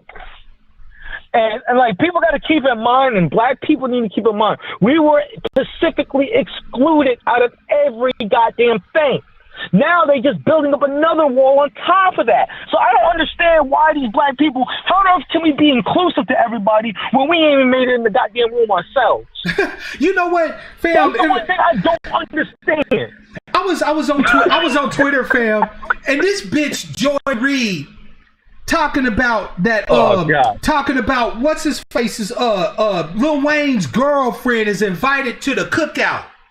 And I went on there her post. I'm like, bitch, who invited you? Like, you sitting up here handing out invitations to a cookout that your ass ain't even invited to. We don't fuck with you like that, Joy Reid. Who you talking to? Who you talking to? Like, bitch, who you? You feel me? Yeah, but what we did in this election, you're right, Sister Alma, because I know some good bitches. As a matter of fact, I got one in my room. Shout out to Nimi, right? So I'm not going to use the B word, but I'm going to say this, right? We did the equivalent of that in this election. We elevated Joe Biden so that he could throw a party that we ain't even invited to. We handing out passes on top of that, to a party we don't even... We're at the door. I'm gonna break it down to you like this. For one of my civic people, you can follow me on this one. And one of my when we collect those donations, we ain't at the door collecting the donations. We ain't counting the money, but we're damn sure handing out the fucking wolf ticket. Absolutely. Goddamn nigga. That don't make no damn sense. We sitting here handing out the tickets and ain't collecting shit. We handing out free tickets to the party that we can't even go in.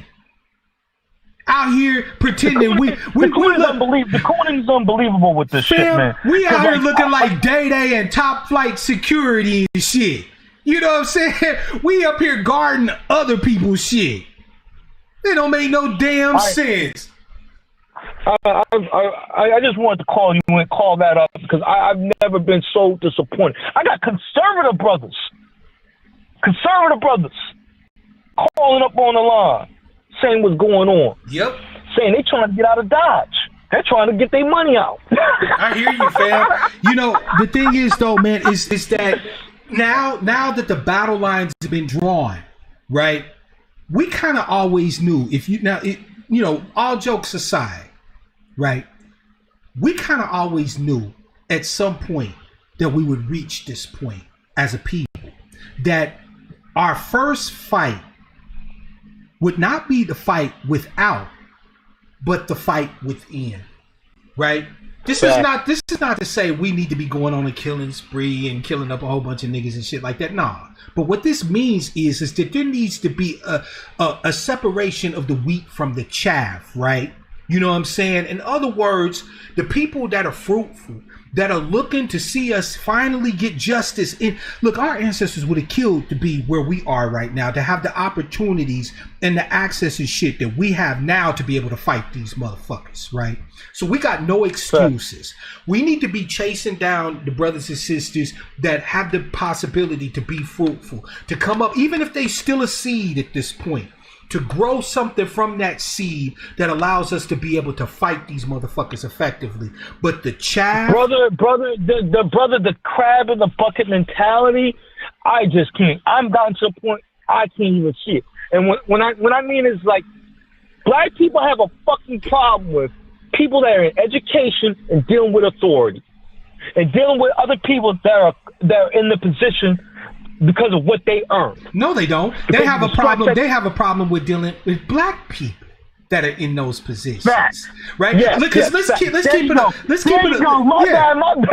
No, you absolutely right, fam. That they have a problem with it. They have a problem with other, and the reason comes down to this, fam. I already gotta feel, because black people are like this. I feel like I gotta listen to these white motherfuckers all day. I don't have to listen to no shit from you niggas. Right, so let's just keep it a buck. We already know that anti-intellectual strain isn't necessarily because black people don't want to know shit. We just don't want to hear it from other black folk. Right? We don't like to be told what to do from our own, and that's another thing that makes you one of the tares, one of the pieces of chaff. If you can't accept criticism from your own people, if you can't accept critique and get the burrs knocked off of you and get sharpened up like iron sharpens iron, so does one man sharpen another one, right? The Bible says. So if you can't accept that shit, we can't fuck with you no way. You a liability.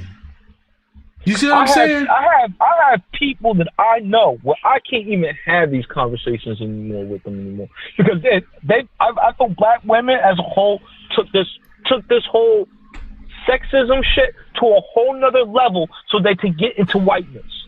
And to please that, I just don't fucking get it.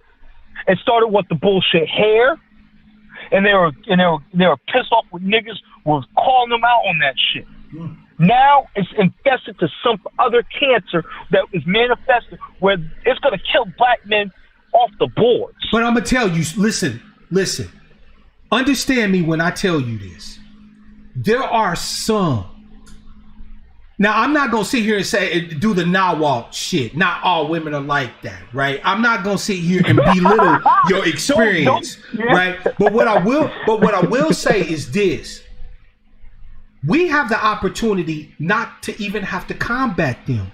See, this is what I'm talking about when I said start to use your discernment.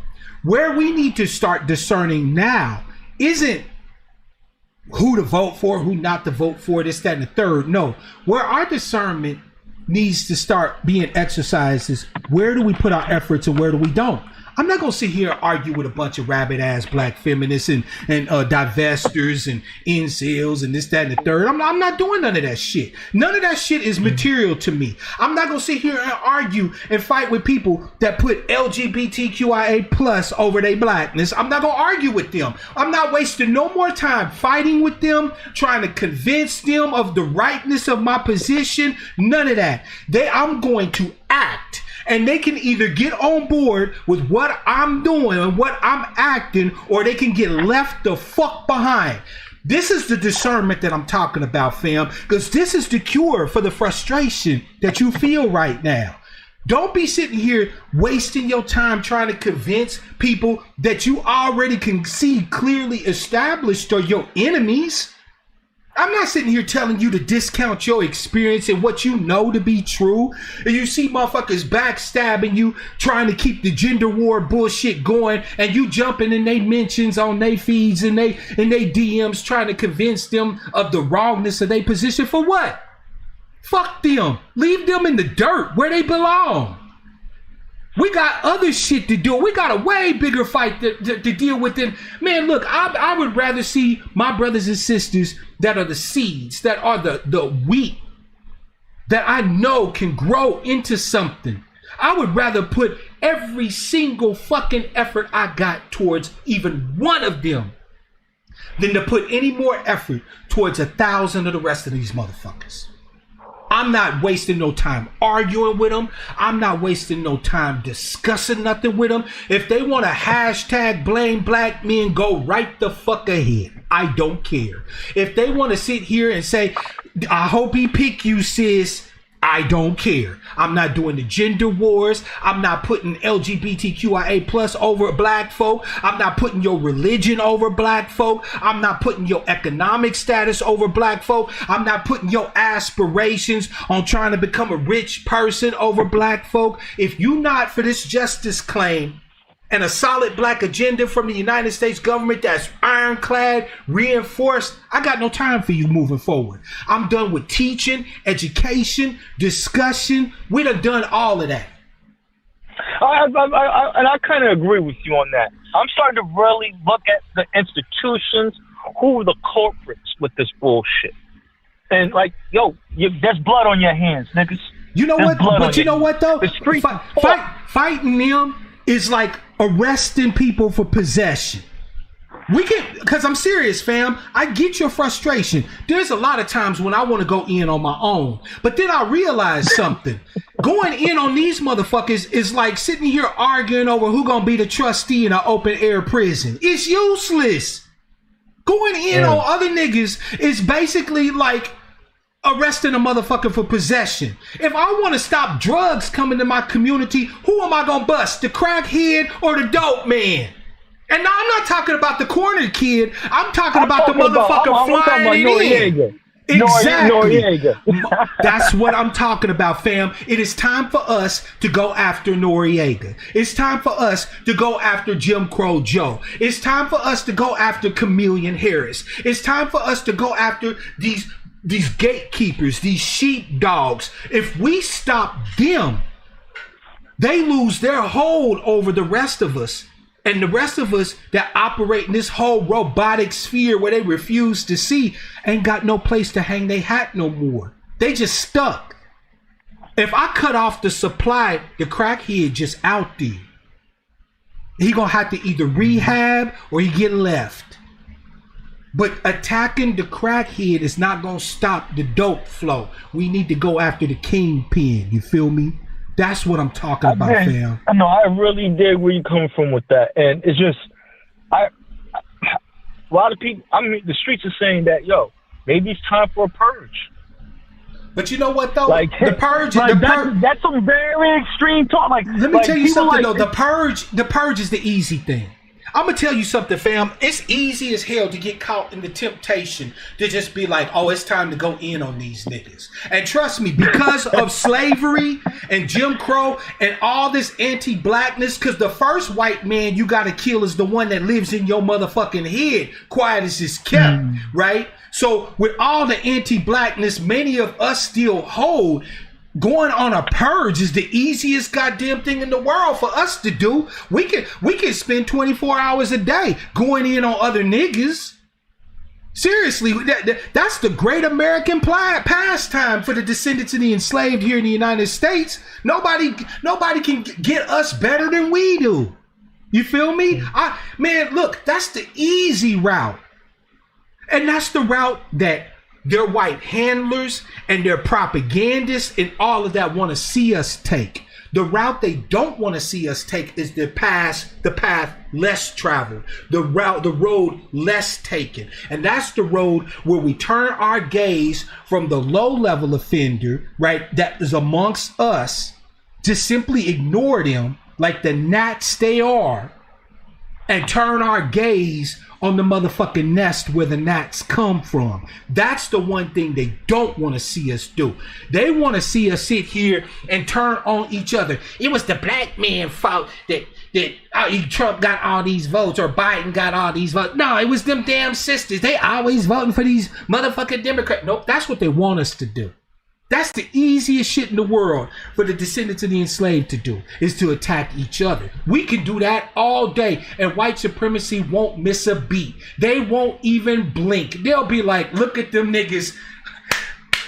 You can always count on that. What are the little white boys be saying? Chimp's gonna chimp. They'll be making fun of us all day. But if they do their fuckery and we not saying nothing to Joy Reid, we're not saying nothing to Amanda Seals, we're not saying nothing to these black feminists and these divestors and all these motherfuckers trying to keep up the gender war, we're not saying nothing to them folk. But yet, every time we move, we blasting at they ass. Oh, that's going to send a message, fam. They ain't prepared for it. That's going to send them a message they not prepared for. They're fully expecting us to turn in on each other after this election. I guarantee it. We start blasting and busting at each other, it'll make them happy as punch. They'll be like, normal is back. Let's go to brunch. We take that frustration, that anger, that betrayal that we feel and put it where it belongs. Stop displacing it onto our people. Many of our people are just fucked up. And that's a reality that we have to accept. There's a lot of our people that are just... How fucked up are you? But how fucked up are we you know to what? be voting like Let this? me tell you something, fam. No, I don't get it. There's a reason why you don't get it. Because it's designed for you to not get it, fam. You can sit here and ask yourself why until the cows come home. And even if every black person out there that you asked the question to gave you an answer, because you're not in their head, you can never be 100% sure that you know the right answer. So why at this point is a useless question. We need to start dealing with two questions: what and how. Not how did this happen, but how do we address it? What do we do? All the rest of it is, man, when we get to a place where we've combated these motherfuckers and we have a space where we can exhale, then, fam, if we want, we can take and indulge in the luxury of saying, why are people like this? But until we get to that place, we got fighting to do. Asking why right now is like being in the middle of a gunfight with bullets blasting at you from uprange, or I should say from downrange, busting back at you and saying why they shooting at us. That's not the time to be asking the why question. Shoot back. And then once we get to a place where we can reconnoiter, where we can regather ourselves, where we have a space of safety and a place to exhale for a minute, then if you want to do an after action report and be like, damn, why was they busting at us? We can do that then, but right now it's not the time to do it. You'll never get an answer that'll be satisfactory to you, fam. It's a losing proposition. You can ask every nigga in this country why they voted for Joe Biden, and you'll get 50 million different answers. None of which will satisfy you. It just seemed like we allow other people to dictate our vote, and we allow somebody to punk and cower us as a vote. Okay. Was the thing. So you're right, fam. Hold on a second. You're absolutely right. It don't seem like that. It is like that. So let's just go ahead and accept that's the truth. It is that we simply get led around by our nose and be told how to vote. That's the truth. That's the reality of the matter. Now, if you follow your brother, right? Follow me for a second. This me and you just chopping, okay? Listen to your brother, man, when I tell you that the question to ask now is, how do we address that? How do we address that? Do we let these people that are perfectly willing to follow Judas goats go on here to the slaughter and keep it pushing? Because that might be the option. That might be the move, right? But if we get trapped in the why, we never get around to asking how we address this shit. Do you understand where I'm coming from, fam? That's all I'm saying. I'm not saying anything. And the craziest, I'm gonna close this out on this. The craziest thing is I'm in a civic group right now. I created a black men's agenda to get other black men involved. Right. To let them know that we need to be vying for cheers for diabetes. We need to be vying for cheers that affect us as black people. Yes, sir. I got more white participants than black folks. That's all I'm right. gonna drop the mic on that shit. That's how, you know what? That's the problem. That's the problem of us as a group. When black people are doing things for us to improve ourselves as a collective, we don't get on board and we don't endorse it. I'm gonna tell you. You did it, fam. You did it. You jumped up and endorsed that project. You gave birth to that. You made it happen. Look, fam, somebody once upon a time could have looked at you and said, look at that nigga, man. I'm out here trying to do X, Y, and Z, and he ain't on board. But that was because that wasn't your particular mission. You found your mission and you created it. And I guarantee because you created it, there's other brothers and sisters right now who don't even know about you, who's looking for the opportunity to be on the same shit you on. Just like it took time for you to get where you at, to give birth to this idea of advocacy.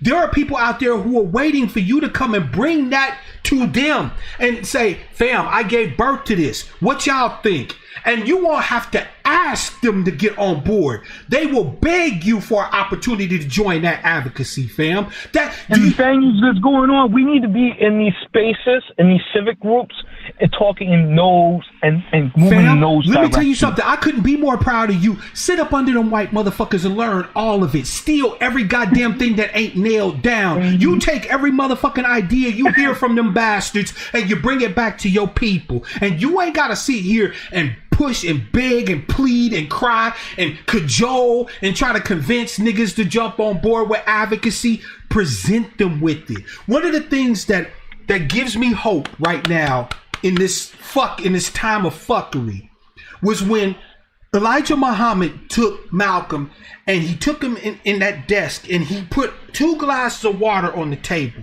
and he poured ink into one of the cups of water. He said, Malcolm, he said, our people is thirsty, nigh unto death, right? They thirsty.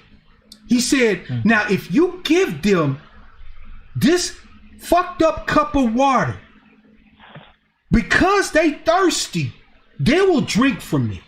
All right? He said, but look at this cup over here. This water's clean. It's pure. It's healthy. He said, Malcolm, all you got to do is present them with that cup of water. And you explain to them, brother, this water's clean. It's beautiful. And give them that cup of water. The ones that are truly thirsty will grab that cup for dear life, fam. And the rest of them, hey, you can lead them motherfuckers to the cup of water, but you can't make them drink it. If they want to die from thirst, I say they look good. They look good dead to me. That's where I'm at this point. You don't have to sit. I think that we're dying.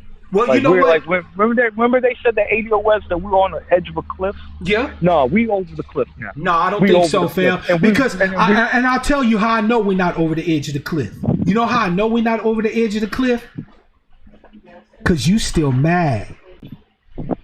Fam, if you wasn't sitting here pissed the fuck off to the heights of festivity, I'd be like, oh shit, man, I think we fucked in the game. If there wasn't black people out here right now that was shaking their damn head going, Lord have mercy, what the fuck did we just do? If there wasn't that, I would think we're fucked at that point. I would be quietly looking for an exit strategy. Fam, you are mad as hell. As long as you are mad as hell, we're not done.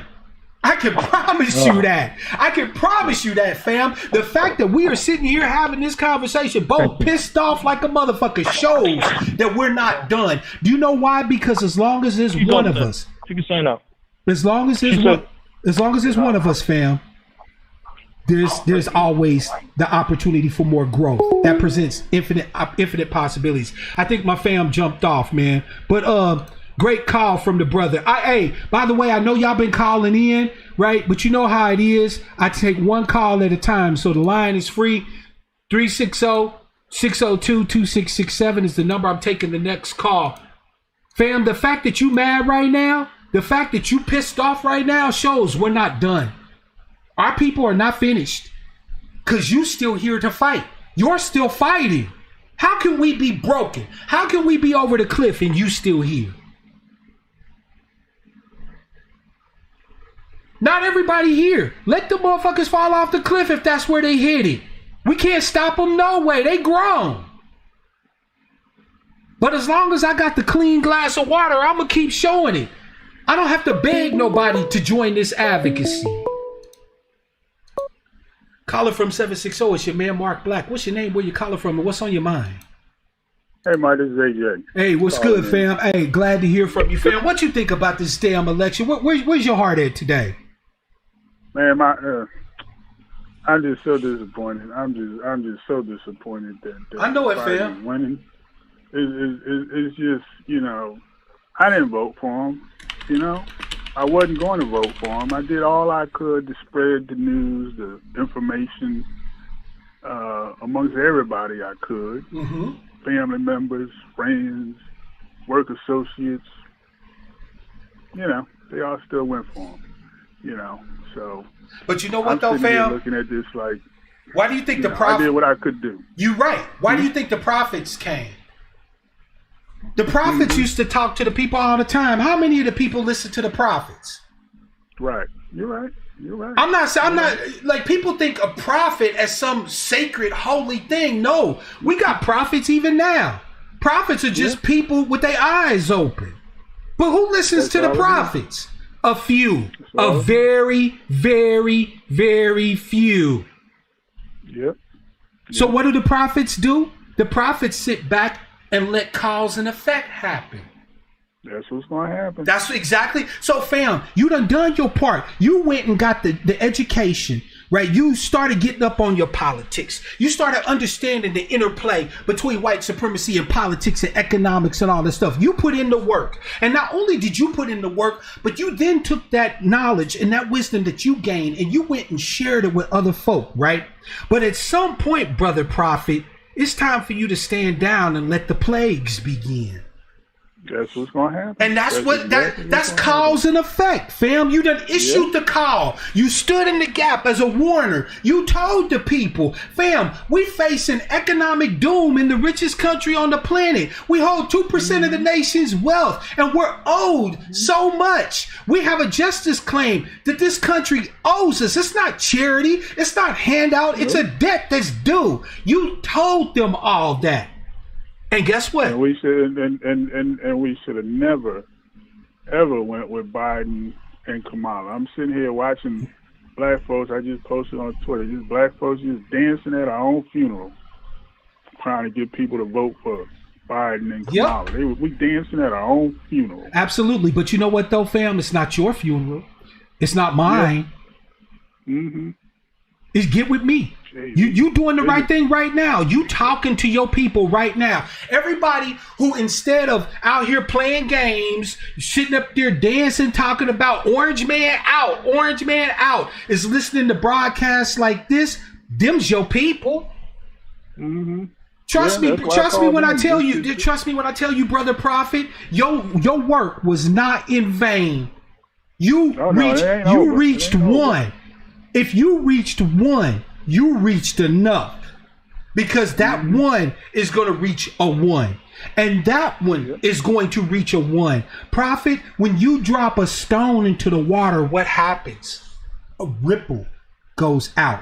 Your job, fam, ain't to sit there and try to guide the ripples. Your job is to drop the stone. That's it. You did that. We got 4 years of work ahead of us. You damn right. And guess what? I'm here for it.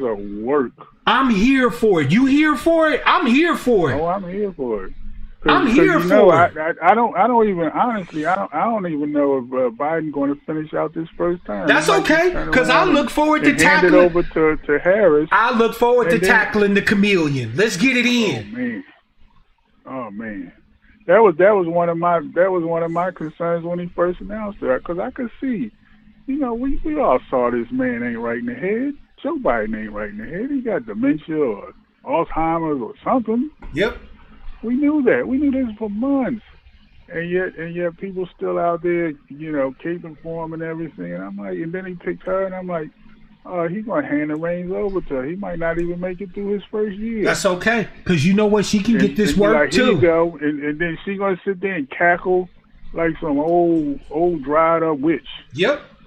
But you know what? I'm looking forward to the day when we be singing that song, "Ding dong, the witch is dead, the wicked witch, the wicked witch." Right? I'm with it. You with it? Yeah. I'm with it. She can get this work. Ain't nobody. Ain't no sacred cows left. She got to work. That's why she got kicked out of the primary. You're damn right. And we did that, fam. We did that. I want y'all to understand something. For everybody right now who's dejected, who's upset, who's frustrated, understand, fam, we got Kamala Harris's ass out of the paint in the primary. Right. She announced at Howard on Martin Luther King birthday, wrapping herself in a cloak of blackness so motherfucking big that you thought she was super black. And we got her ass out of the paint. Yep. We did that. Yep. And you mean to tell me that we can't do it again?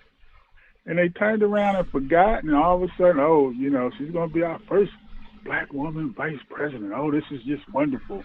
Black women. I'm like, what happened?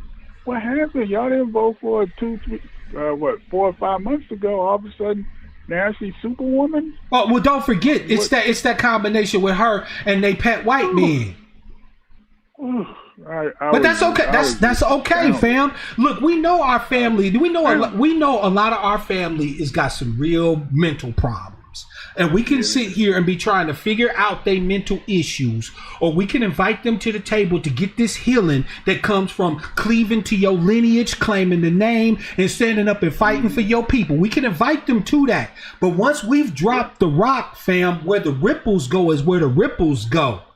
It's cause and effect. We done already brought them the cause. Family, this is what especially my ADOS family, because I know a lot of my ADOS family did they down ballot voting. I know that. I watched them on Twitter and I was proud of them. I know that was their strategy. And even though I didn't agree with the whole Democratic part of it, I supported their right to vote down ballot, right? I was just glad to see them engaged in the process, right? But a lot of my ADOS family said, okay, we voted down ballot and we still got to deal with Jim Crow Joe Biden, only now he ain't promised us the goddamn thing. And some of them is likely to get dejected. A lot of them is likely to get frustrated. But I'm here to tell my ADOS family and other political advocates, this is the time to really be on your square. We done dropped the stone. We done let people know that we ain't little lost children crying out for Africa no more. This is our homeland.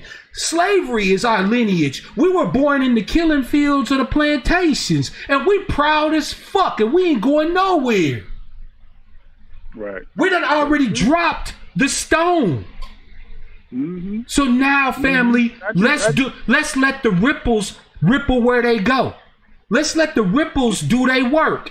We dropped the stone. Everything from now on is cause and effect. The people that get caught up in the wave of lineage, heritage, and justice for the descendants of the enslaved, they're going to ride that wave all the way to the edge of the lake. Everybody else that gets drowned. So be it. I did the down ballot. I couldn't agree with that Democratic down ballot because I ain't never voted for a Democrat a day in my life, and I wasn't about to start now. But I still voted. Back in my ignorant days, I did. No, it's all good, fam. Look, I'm not your judge. When I knew better, I did better. When exactly. I knew better, I did better. Exactly. But back then, I did. But this time, I heard it and I thought about it. I'm like, I'm not voting for these Democrats. They ain't doing nothing for me. I went down item by item from the top all the way down to the bottom and picked out who I was voting for, why, what proposition. Yep, I did the same thing. I did. Boy, didn't it feel good to do that shit? Didn't it feel good to actually look at your ballot and know what was on it and know what you were gonna? So you went into the ballot box or in the comfort of your own home if you voted by mail, and you actually voted. Oh, no. I went to the. You went to the polls. I went to the polls. That's my man. Okay, so you went to the polls and you walked in there and you voted for something.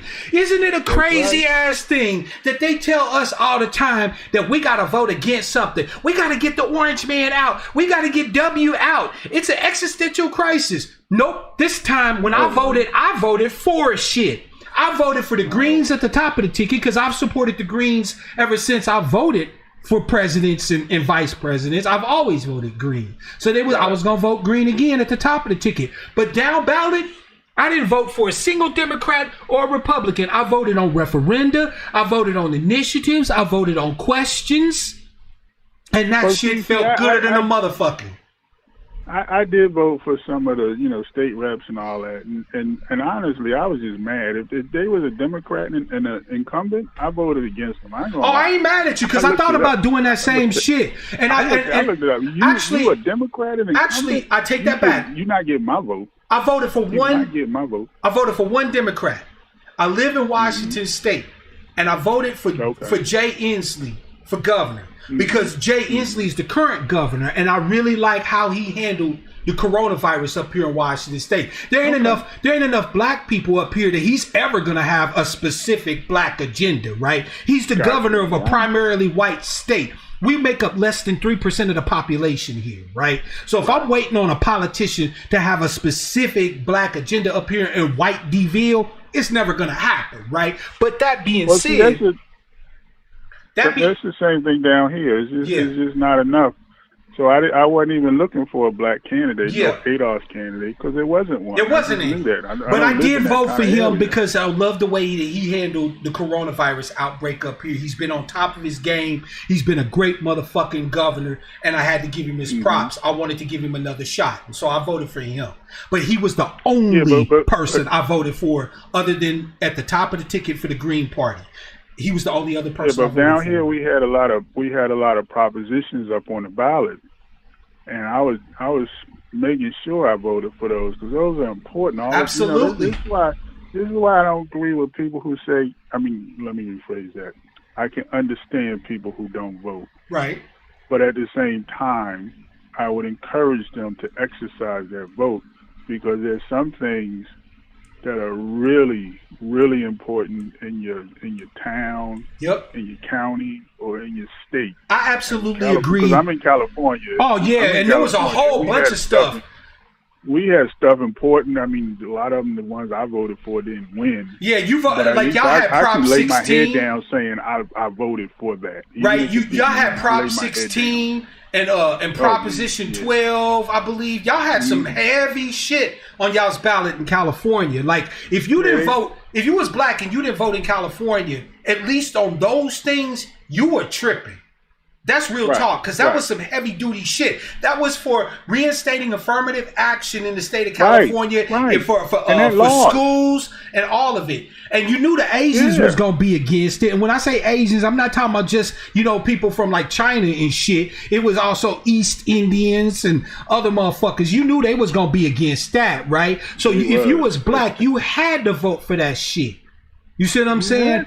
And so, and so many of the black people I know, they just went in there and they voted for Biden, unfortunately. And then they either walked out or just, randomly started selecting stuff because they ain't do their homework. No. They ain't do their homework. You know what? That's okay. You got to know what this That's stuff okay. is. The ripples. They did that whole thing with the Uber and the Lyft drivers. Yep. That was on the ballot. That you damn right. And I'm gonna say now- this: California at this point. Let me tell you what kind of fucked upness you live in California. You live in a state that just passed legislation to institute a commission to study reparations, and at the same token, the motherfucking people there that ultimately are going to vote for your reparations just blocked you from getting affirmative actions for schools, government jobs, and all that other shit, and also defeated what was that other proposition that y'all had down there? They also made Uber, Lyft, and other gig economy workers into basically slaves of the gig economy. Congratulations. I couldn't believe that. I mean, they spent so much money arguing against that Uber and Lyft, and it just bamboozled people. You know how many black people drive for Uber, drive for Lyft, drive for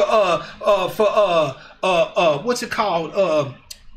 Shit, I forget what that other ride shit, DoorDash and Grubhub and all of that. Y'all just consign them to basically corporate slavery under those companies. Congratulations. That's all it is. And I think there's a lot of these white folks who don't have to worry about that, who voted for that. They ain't got to worry about that. They don't have to drive Uber. They don't have to drive Lyft. Yep.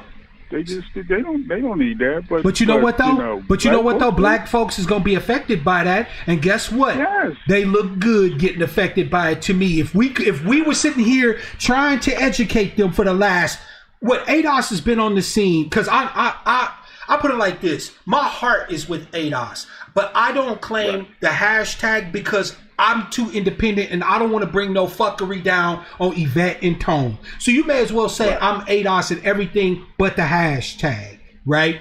Because I need more freedom of movement, and I don't want to put my ADOS family into no fuckery. But I've supported ADOS from the beginning, right? ADOS been on the scene since 2017, and we've been doing Politics 101, Politics 102 since 2017, where we've been talking about the institution of slavery. We've been talking about Jim Crow, debt peonage, convict leasing, mass incarceration. We've been talking about how all this shit has kept us a contagion to wealth. We've been studying Dr. Doherty's work. We've been studying Dark Hamilton's work. We've been studying Mercer Baradarin's work. We got the information. We got the history. We're connected with our lineage. We claim the name. We are no longer a lost tribe wandering the fuck around begging for a home. We already know where our home is, right? We done put in all that work. And then not only that, but for the last year plus, on every platform we can think of, we've been in our people face, educating them with the same information that we worked our asses off to understand. At this particular point, now it's ripple time. Now it's time to rumble. You know what Yvette said a long time ago? She said, we're going to have to get to a point where if people ain't on board with this justice claim, you can't ask us for nothing. And I'm right there 100 motherfucking % at this point. If you don't support your people that you know working their ass off for Uber, you didn't have enough get up and go and support that proposition. You didn't support affirmative action to give your people better jobs and opportunities in the state of California. Don't come ask me shit. Matter of fact, that's gonna be my new litmus test. Did you vote for Joe Biden? Yep. Fuck you. I'm sorry, I can't help you. I ain't got nothing. Yeah. Did you vote for Prop 12? Did you vote for Prop 16? Nah, fam, I don't vote for that shit. Oh well, fam, you know what? I'm sorry, man. I can't help you right now. I'm broke. Yeah, because we had property tax on the ballot too, to redistribute the property tax to help the schools. Yep. And I'm no fan of public education. Is garbage. Let's be real. Yep. But black people could have voted against that. We could have actually started, because like this whole idea that Democrats have been laying down that there's a problem with school choice and charter schools is fuckery. You know how I know it's fuckery? Because what charter schools is public money put in the hands of private individuals for education. How many black people bitch that they kids go to school and get substandard education on subjects that don't teach their kids nothing, but won't support charter schools where we can actually open up black people-centered schools where we can care for our kids and get them the education they need to operate in this society and have the motherfucking state pay us for it. Well, hold on. Now that conversation is because I'm in public education. That's a little bit more nuanced than that, because those who do come in, and again, it's like they do with the with the dispensaries and all this other stuff. They got to come in with money. This is how you make sure that black people don't come in, because those schools, they come in with money. Oh, no doubt, no doubt. But you know what? And that keeps, that's the gate. That's the gate. Okay, so wait. So here's the game plan right here. Here's how you get the money. Get you 10 families together that wanna homeschool. Start you a homeschool collective, right? You could call it, No Child Left Behind Incorporated, right? So you want to incorporate and have your little collective, your homeschool collective, okay? So now you got 10 families. Each of your 10 families agree to throw in $1,000 a year, right? You can mark that down as revenue on your books. If you got 10 families putting in $1,000 a year, that's $10,000. Then what you do is you take that first $1,000 and you hire yourself a grant writer. And you start reaching out to these foundations and organizations that support education and have them fund your school with grants. Then when you get that grant money, you submit a proposal to the public school showing your funds, your source of funding, that you already incorporated and got your institution, and boom, you got you a damn charter school. Fam, where there's a will, there's a way. That's the way it works too, yeah. I'm not disputing that at all. That is a pathway. You feel me? Right? We ain't no dumb niggas. We know how this system work. We the only people in this country that had to take 10 cents and make it into $1. Ain't nobody else had to do that. That's us. That's our gift to us from our ancestors, is the ability to take literally nothing and turn it into something. At this point, I'm tired of casting my pearls before swine. I'm not taking my something and throw it to people who don't want nothing. I can't want more for my people than they want for themselves. So what I'm doing at this point is no more arguing, no more education, no more 101, 102 shit. It's time to move to 202 and 303 and graduate this motherfucker. It's time to matriculate, as they say. You feel me? And if you didn't do the homework and you didn't get the grades, guess what? Some children do get left behind. Mm-hmm. That's absolutely true. So, fam, you ain't got to be frustrated. You ain't got to be sitting here dejected and worried about it. We put in the work and we gave that work free of charge to our people. We've been here for the last year and change on the political tip, on the educational tip, on the economic tip, working to educate black people as to the reality of our circumstances and encouraging them to get on board with the tribe, to come to a gathering of the tribe. Those who didn't come to the gathering at this point, the ripples are going to take place. That's not me hating you. That's not me looking to do you harm. That is cause and effect. It's just going to be sad because, like I said, I made sure I went out and did my due diligence even before I got to the polls. Yep. And I've been doing my due diligence ever since. Then, brother, what do you have to be sad about? What do you have to be sad about? Because at this point, if you continue to try to drag people with you, all you doing is making an anchor for yourself and those who will ultimately ride with you, and you get no further. This is what I'm gonna say. What I'm saying is this. I'm not saying that to be cold-hearted to the point where you don't give a fuck about your people.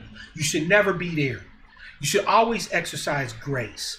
But what I'm saying is that every bit of grace that you're willing to give our people, I want you to take that amount of grace plus one little unit more for yourself. It's all right for you to say, you know what, at this point, for self-care, to husband my energies, I need to only work with the folk that's willing to ride with where I'm trying to go. There's nothing wrong with that. If there's people that get swept up in the wave and they come past you and they reach out a hand and ask you to jump in and save them, it's okay to ride that wave over there and grab them and save them. I'm not saying be a complete ass, but I'm saying at this point, you can't protect people from the consequences of their own choices. If you're sitting here dancing in a ballot line for Jim Crow. And my I know my disappointment is just momentary. Yeah. I get that. I know because the struggle is real. The struggle goes on.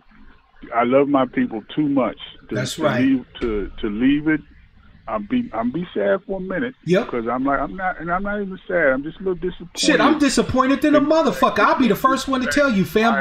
This broadcast tonight is more therapy for me than y'all know. Because I'll be honest with you, I've been watching all of the election coverage since yesterday morning sometime, fam, and I've been watching the ups and downs, and it looked like Trump, then it looked like Biden, then it looked like Trump, then it looked like Biden, now it looked solidly like Biden, and I'm like, ain't this a bitch, right? I've been going back and forth from wanting to cry to wanting to punch the motherfucking wall. If you frustrated right now, family, I get it. Go ahead and feel that. It's all right for you to feel that. I'm surprised at white people, too. I'm surprised how they let Trump down like that. I'm not surprised. Out dog whistles.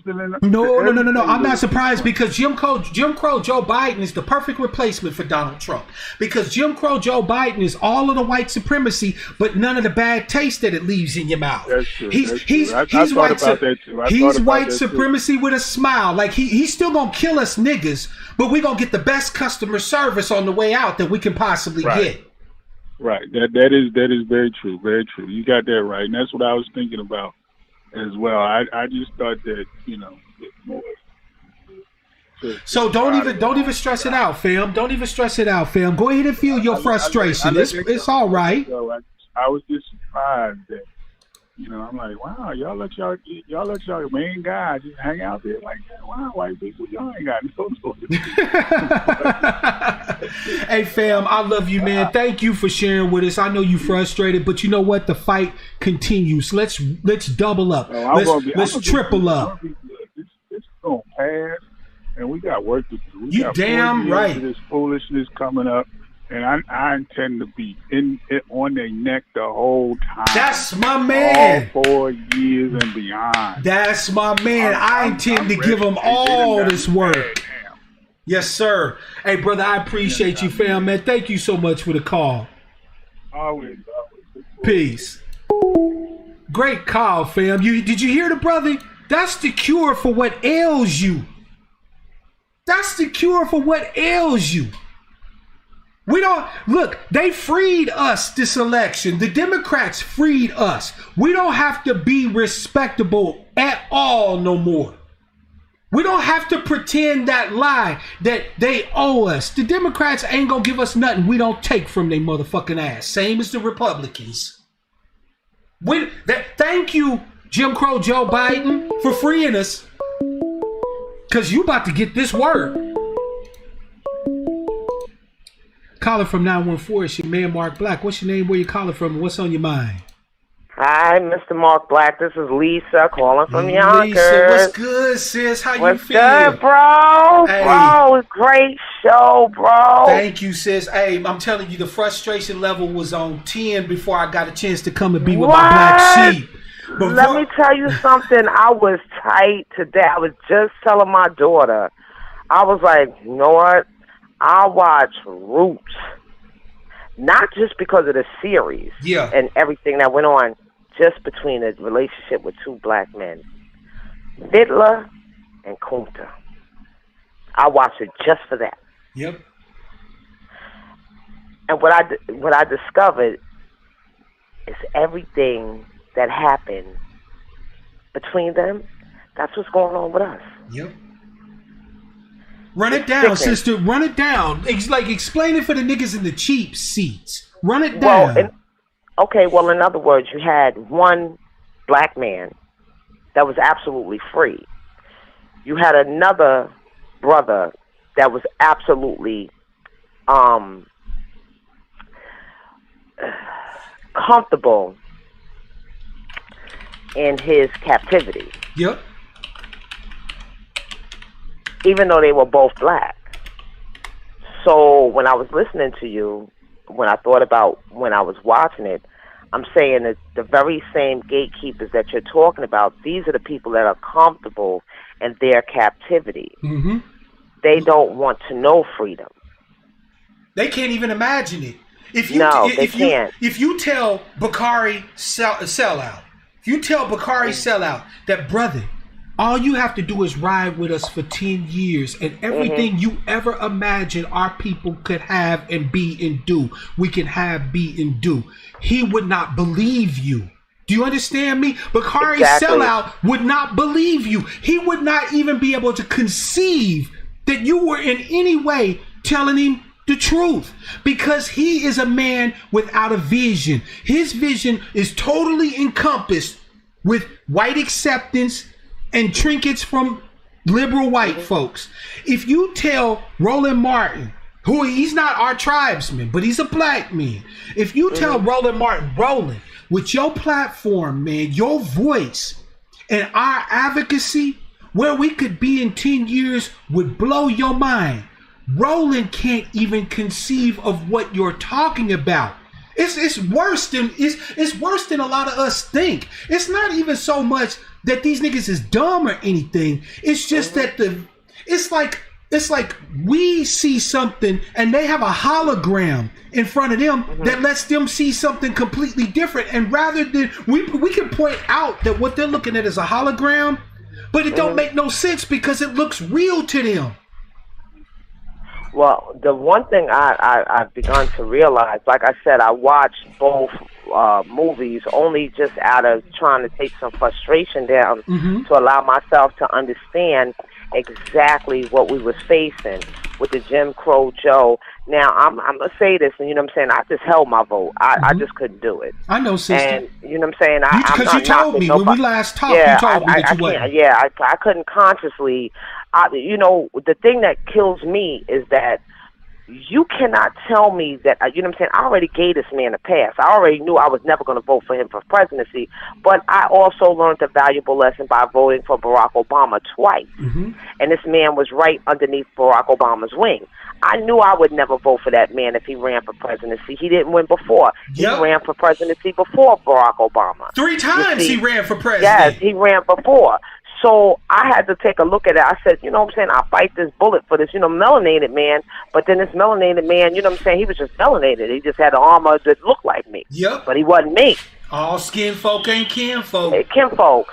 So my thing was, like I said, when I was watching the 2 movies today, I discovered that, you know what, this shit is nothing new under the sun, and it damn sure ain't nothing old under it neither. You damn right, sister. So I watched one that came all the way back from slavery, and the other one that put us back under the 13th Amendment, slavery. Yep. And nobody, this is what I'm saying, you know, it's just like, I got family members too, you can't tell them shit. They think you know what I'm saying, voting for him is the next best thing. And losing the fact that, but damn, you got some of my family members, but damn, didn't your son just do about 10 years on that?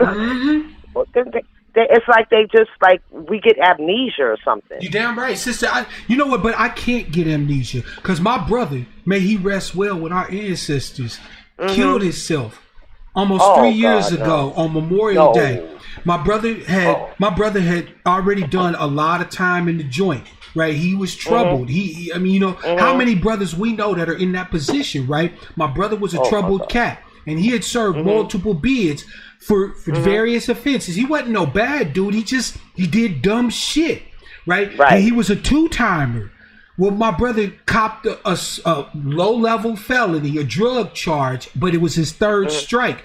And so he went to my mama's house, sat on her couch, put a gun in his mouth, and blew his motherfucking brains out all over my mama's couch. Oh, my God. And I'm going to tell you something.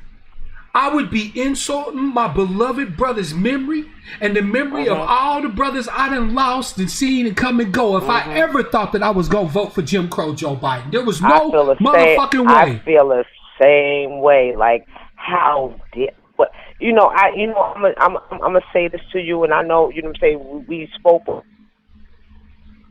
something that the Most High, the universe, is talking to, you know, he said, I'm not taking all of y'all, because everybody ain't gonna listen. That's right. Everybody ain't gonna do what I said do.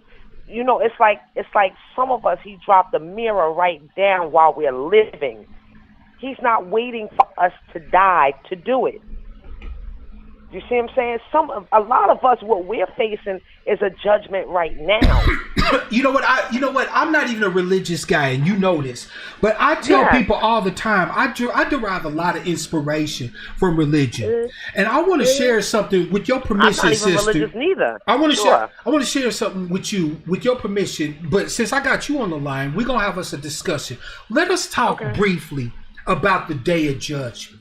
A lot of people are under the impression that the Day of Judgment is something far off in the future after we'd have been buried in the ground and turned to dust and magically resurrected from the dirt. Say it again. No, say it again. Today is the Day of Judgment. Every day is the Day of Judgment. Every day is Yom Kippur. Exactly. Today is the Day of Judgment, right? Today is the day when you stand before your Lord, which is no more than that man in your head that's got the right attitude, that's got the right vision, that's got the right mindset, and you got to answer to him. You got to answer to him today why you didn't stand up and fight, why you cowered down and let these motherfuckers run roughshod over you and your people. We on the same page on that one. We on the same page. So you don't have to wait to die. Exactly. Let your judgment be today. Today is my day of judgment, and I'll be damned if I stand before my judge and not be able to answer with a clear conscience and a clear voice that today, Judge, I stood and fought for my ancestors. I stood and fought for my people. I learned something new today that's going to empower us, that's going to drive us further, that's going to lift us higher. Exactly. And that's why I said, in my good conscience, my conscience won't even let me go out there, be it the orange man, the Jim Crow man, like my conscience. And like you said, you brought up a lot of good points. What I always argue about with Trump ain't got no receipts. He ain't got no receipts. Thank you. Joe Biden got receipts. Trump won that last debate. Trump straight told him. Let me tell you something. But you have 40 years. You locked up tens of thousands of black men. And Joe, they won't forget it. They will not forget it. And he's absolutely right. Let me tell you something. When he told Joe Biden, he said, "You're the reason I'm here, Joe." That was it right there. He won the debate right there. Hold your phone. When Joe started bringing up, when they asked Joe on the first debate about the African American in the 1994 crime bill or whatever, and Joe started swinging around the corner, Trump came out and said, "Oh God, your son is a dope addict." You feel me? I caught the Holy Ghost. I swear I said, let me tell you something. I caught the Holy Ghost. I was like, holy shit. Because you got to give Trump balls. He's not equipped for the job. We all know this. Let me tell you something. But if you want a motherfucker, a loser to tell you the truth, Trump's your man. He's the best one. Trump is your man. He's the best. You know why? He's Because the best one. Trump don't have no filter. He says the quiet part loud, and he don't give no fucks. He's not here to make you happy. Trump is in it for distance and irritation. He don't give a fuck. You hear me? Fuck. He don't get. And you know, a lot of people didn't even realize when he said stand down. What was it? Stand down. He says stand back and stand by. Right. And then he came right back and started talking about Antifa. Yeah. Antifa's them crazed, outdoorsy that want to, tear up neighborhoods. He knew who he was talking about. Now I'm gonna tell you something. I know two types of Antifa. Okay, because I'll be honest with you. I fuck with more white folks than I care to admit. Because I believe in stealing from anybody and anything that I can get. There's some good ideas that some of these folk got, right? Now, there's two types of Antifa. There's the Antifa you never hear about, and then there's the Antifa everybody hears about. So let me tell you the difference between these two Antifa. The one Antifa that you never hear about is not a group. Antifa is a philosophy. It literally means anti-fascist. It developed in Europe during World War II. Antifa was on the front lines, not as combatants. These were civilians who were smashing Nazis, smashing these fascists from Italy and the whole 9 yards, okay? Their modern day forebears are over there fighting right-wing governments and shit in Europe, fighting the rise of the neo-Nazis in Germany and the whole 9 yards. They don't believe in talking to right-wingers and neo-Nazis. They believe in kicking they motherfucking asses. All right? That's the Antifa you never hear about. Now, let me tell you about the Antifa you do always hear about. The Antifa that you always hear about is actually white supremacists here in the United States that go out and do shit during our protests and stuff like that to compromise our efforts to be out there and be peaceful. Exactly. But wait, but if you understand that, then you understand that Antifa, these militia cats, and all of them are one and the same. They're all the same. These are all these right-wing trolls that pretend to be leftists that go out there, bust up the auto zone, set fire to the motherfucker, and the whole 9 yards. And then we out here like, wait a minute, we was just going up and cussing the cops out. We wasn't out here doing, we waving our signs and shit, and that's something else I don't get into. Yeah, but here's the thing. Even though I don't agree with us just going out there and hollering, I think we should go out there and kick their motherfucking ass. The fact is that these bastards will come out there and basically force our hand, right? Which is why our protests, even when we go hard in the paint, don't turn into nothing. Because the only way any black protest is going to turn into something meaningful for black people is if we the ones out there kicking ass from word say go. That's why Ferguson was so powerful. That's why Watts and the LA riots was so powerful, because it wasn't nobody there that was agents provocateurs setting it off, and we just followed them. We went out there and we was kicking they motherfucking ass. Exactly. Right? But that's when your mindset becomes, you know what, enough is enough. This is, you know what I'm saying? And I can't stand when people say, well, you're burning down your neighborhood. No, the fuck I'm not, because this not my neighborhood. Exactly. We don't own shit. I'm a renter in this motherfucker. I don't own nothing. I don't own this shit. This is owned by the Chinese, the Arabs, and you know what I'm saying? I remember where a little lady, husband and wife, was right down the street by a slow bomb. You know, right here where I live, it was called Mr. and Mrs. Bunch store. Now it's the Yemenis store. You see, this is the shit that we have to, you know what I'm saying? This is the stuff we have to stay on top of. This is the local government, though, too. You know what I'm saying? That put these people in positions and help get them loans and stuff, and we don't have them. But you're going to give the black barber a hard time, or tell this black barber you need all this plexiglass. You know that barber work out of monies only, and they can't put the plexiglass up because they don't get them type of loans. This is the shit that I'm talking about. You know what I'm saying? I understand, you know what, about when this Rona shit is over, well, not when it's over, but when this shit is under control, when the Rona shit is under control, fam, we need to be at City Hall. We need to be at the county seats. Local, local shit. And when I say we need to be at them, I'm not talking about out there yelling, screaming, dancing, twerking. We need to be banging on the motherfucking door, and when the cops show up, we need to be whooping their ass, and we need to tell them that from now on, you're going to give us resources, or you're going to be seeing us every week. We coming back here, and we're going to burn this motherfucker up every week until you start doing what we need you to do as a community. No more you tax us but don't represent us.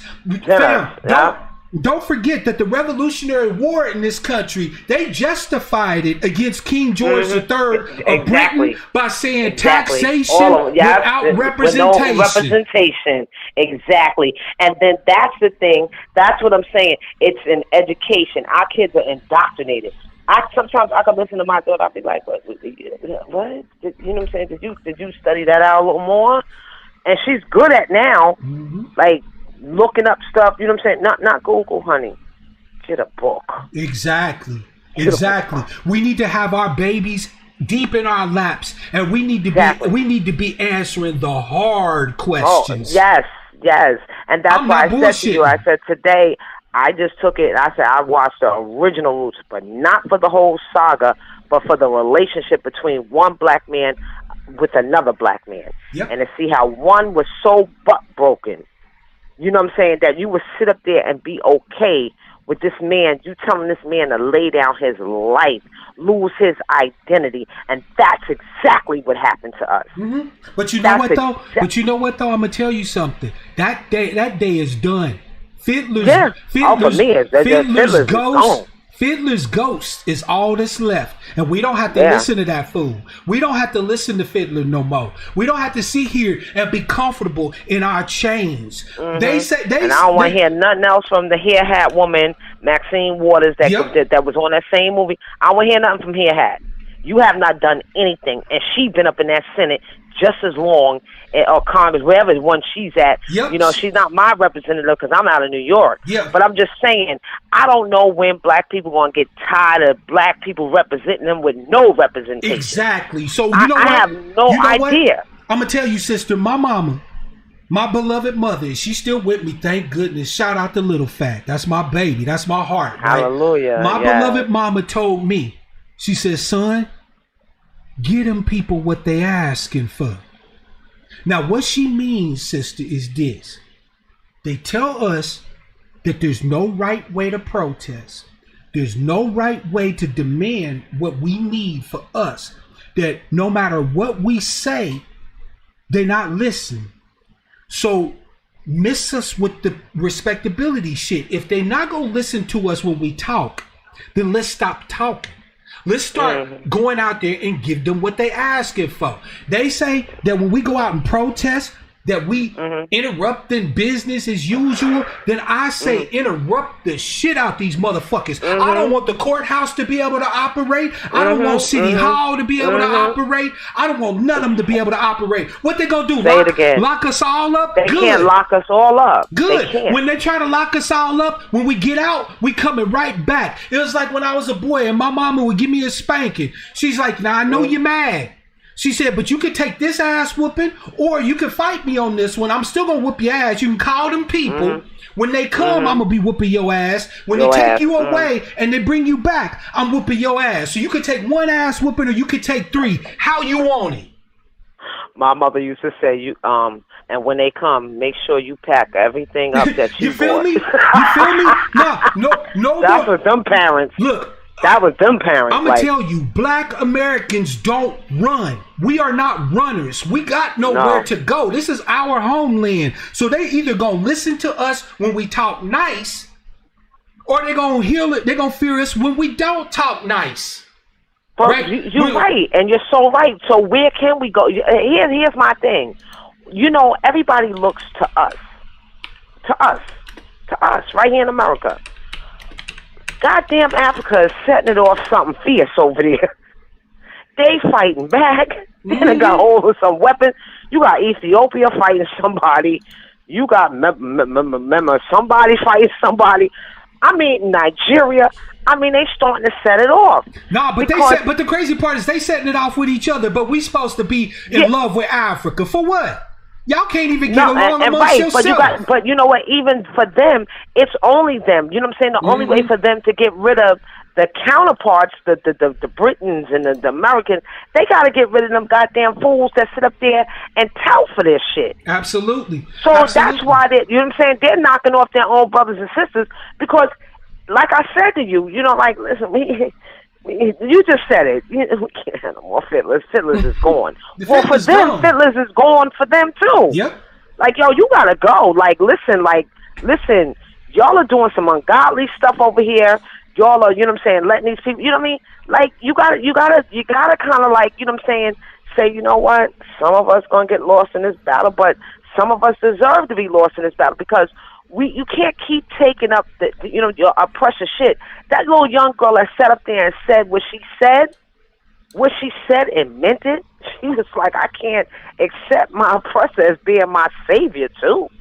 That's an oxymoron. But you know what though? You know what though? Hold up a second, because like I said, this has been a really fucked up, interesting week. That same sister came out later and excoriated black men. She in a tweet said, can we cancel cis-het black men? Talking about cisgendered heterosexual black men. But then I think I saw something like that. But then it would take another sister to sit down with her and tell her, you know what, we ain't with that. But you know what though? Why? What's the point? Like she called for us to come and protect her when she thought that she was getting done up by KCPD. Right. I get that. Before that, when she was comfortable with her La Chingon little organization, that's right, she's a part of an organization with Latinas and shit like that, you know, so that one of these all lives matter black people, right? But when the fuckery came down, who she run to? She ran to us. Nope. From now on, we need to have the motherfucking gates up. We need to pause for a second. And you know what? And we need to look at people's shit, and we need to check their paperwork.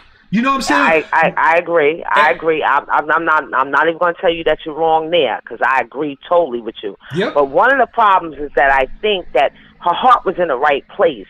But see, when you know what I'm saying, sometimes you got to keep your heart in the right place and run this shit on your own. You know, what happens is they start hooking up with these organizations. And that becomes the problem. So they start becoming, that's why I said our young ones, you know, like I said, I have a 26-year-old. I could see the indoctrination until I'd be like, yo, hold up, honey. Did you, please tell me you didn't just Google that, or did you pick up a book? You know what I'm saying? Yeah. So that's the thing, that's what I'm talking about. When you have the more young ones, their heart be in the right place. But what happens is they find it easier to become indoctrinated by organizations. But here's the thing. And that's where we have to pull them out of that. When the sister was approached, right, because I feel you, I don't automatically cancel nobody, right? I give you enough rope so that if should you so decide to do so, you can hang your motherfucking self, right? Right. So I didn't automatically cancel the sister. Right. I hear you. What I did is I watched what her response was once she was confronted with this crazy tweet. She doubled down. Ain't nothing else to talk about. Because you can only save somebody who want to be saved, right? In other words, what black people are notorious for doing, and I like using imagery to talk to my people because we are visual people. We see shit, we get it. What black people been doing is the equivalent of picking up the horse, walking the horse over to the edge of the lake, and then tipping over like this to try to put the horse's mouth in the lake. No. I hear you. You walk the horse over to the lake and say the water right here. But if the horse don't drink it, that's not on you. That's on the motherfucking horse. And you know what? And again, I still say I agree with you wholeheartedly. I do. I really do. I think that, you know what I'm saying, she may be one of them people that is a valuable lesson learned. Like I said, sometimes they may come in with their own feelings towards something.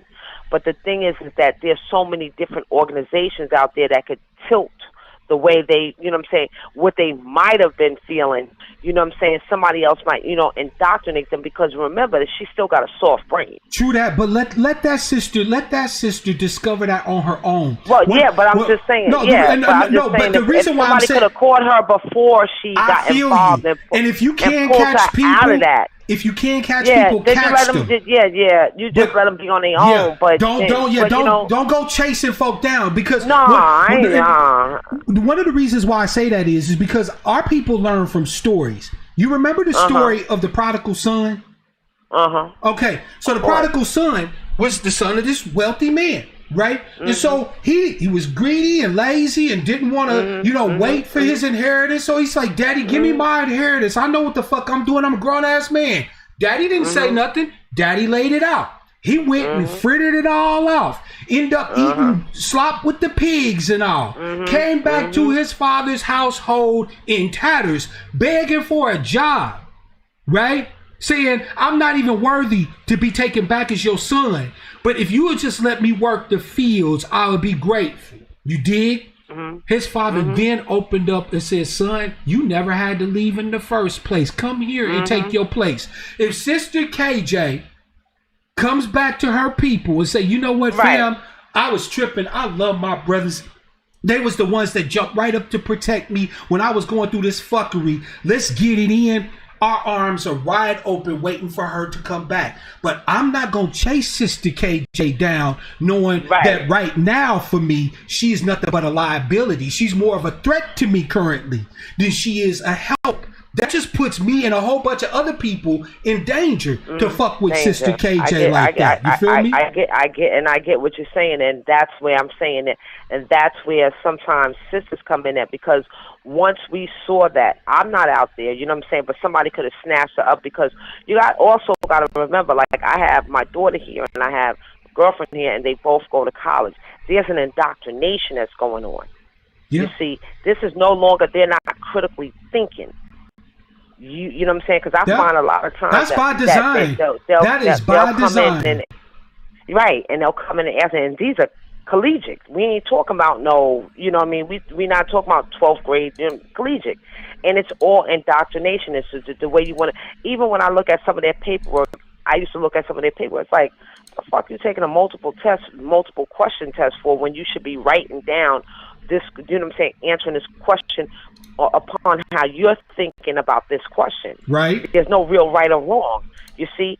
But I seen, you know what I'm saying, from me going to school and they're going to school, it's just like, you know what I'm saying, just whip them out. You know what I mean? And then they all, you know what I'm saying, it's just like they all have this, they're like robots, they all have this one way of thinking. Yep. Now I've been able to infiltrate that in my own home, like, no, hold up. Let's look at this, let's look at that. Let me have a conversation with you here. Let me have a conversation with you there. And that's to make them, you know what I'm saying, take that brain and, you know what I'm saying, start cranking it up. I need you to think. Yeah. Because this doesn't always make sense just because they said it does. Because you don't have to necessarily agree with what everybody says, or you don't have to give the same answer. It doesn't make it the right answer. You know, one of the things, sister, that I would love to do, I said to myself, if I ever get reparations, what I want to do is I'd like to open up a school for my children, right, for black children. And one of the first classes that we would take is argumentation, logical fallacies, and critical thinking. I don't want to teach my kids what to think. I want to teach them how to think. And that's what I'm exactly saying to you. And that's what, you know what I'm saying, that's what, when I discovered that my daughter was saying, oh, I took a test or something, or I wrote a paper, and it goes into this formula and they have to send it out, and I'm saying it's these AIs correcting the paper and not the teacher. That means the teacher really didn't read it, the professor didn't read your paper. They put it into artificial intelligence just to make sure you're not, you know what I'm saying, that you're not plagiarizing. Yep. Right, plagiarizing. So I'm saying, but they didn't see, you know what I'm saying. Remember, it used to be a time, I know when I was in John Jay College, you know what I'm saying, which I didn't last there for too long, because, you know what I'm saying, once I took constitutional law, it was over for me. I hear that. This is some bullshit. So I left out of there. I was like, oh, no, I'm done. I'm a done. Matter of fact, I fucking flunked out just from not coming. Like, I knew something was wrong with this. So I'm just saying but at least the professors would read your papers. Yep. And they would make comments. Now they go through some sort of AI thing, and then it's just that, you know what I'm saying, that, you know, you just hope that you didn't, you know what I'm saying, you just hope that you dotted your I's and crossed your T's. Yeah, absolutely. But you know what, though? So, you know, the thing is that at the end of the day, what it ultimately comes down to is this. Black people are telling each other and telling the world that we're done being mules, right? And I think this is a good thing. But I want us to understand that if we're done being mules, be done being mules. Not just for white society, not just for immigrants, not just for everybody in your life. You weren't put here to be a mule for nobody. You were put here to be a human being. Human beings share their lives. They're not obligated to carry no motherfucking body, right? If I do something for you, it is because I choose to do it. Sister, right. I'm going to wrap it up because I want to take one more call, but I want to leave you. I want to leave you with this. There is no pleasure in saying yes if you cannot say no. Well, that's do you understand me? There's no joy, no pleasure at all in saying yes to anything if you don't have the option to say no. If we sit here and we exercise our vote But we can't vote for anybody but Democrats. Then what the fuck is the point in having a vote? If we can't say no to the Democrats, then why even pretend that we have the right to say yes?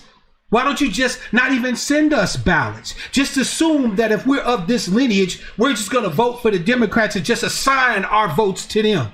If we can't tell them no, if we can't say we looking at other options, other parties, other candidates, if we can't do that and have that respected, then stop fucking pretending that we are saying yes to anything. I agree. And I agree wholeheartedly with you, because just as well as they gave us that. If you gave me the right to vote, I got a right not to vote. Facts. That's exactly it. If I have the right to do something, I have the right not to do it. So I said no. It just was a no for me. And I will look at the Green Party. I just haven't had time to do it. It's all good, brother, sister. Take your time. I think you're right. You know what I'm saying? I think you're right. You know what I'm saying? Like, I just, like I said, it's time for us to, you know what I'm saying, just get off this fucking Ferris wheel, of nothing. Absolutely, sister. I couldn't agree more. And I appreciate you. No, I appreciate you. And I love your show. And, keep doing the good work and keep putting up the good fight. Oh, sister, the best is yet to come. I told you, I'm born again hard. Yesterday showed they showed their ass with me. Yesterday, I'm free. I don't have to be respectable. I don't have to be liked. I don't have to worry about if they going to accept me back on the team. I don't want to play with them motherfuckers no more. Me neither. I'm not on that playground no more. I'm done. I'm done with this whole spear of garbage. They can have it if this is what you want. Like I said, you know what? Judgment is while I'm alive. Thank you. You know what I'm saying? So this is done. I'm done with all this crap. So, the mirror done came down on me. I'm finished. And I don't have to take part in your goddamn sins. Absolutely. I'm not doing it. So, brother, you have a great night. I will, sister. You do the same. Thanks again. Yes. All right. You have peace, a good sister, one, bro. Peace. All right. Great call from Sister Lisa. Boy, she's spot on. The day of judgment is today, fam. All these fools waiting until they turn into dust to use their discernment, to look to face judgment.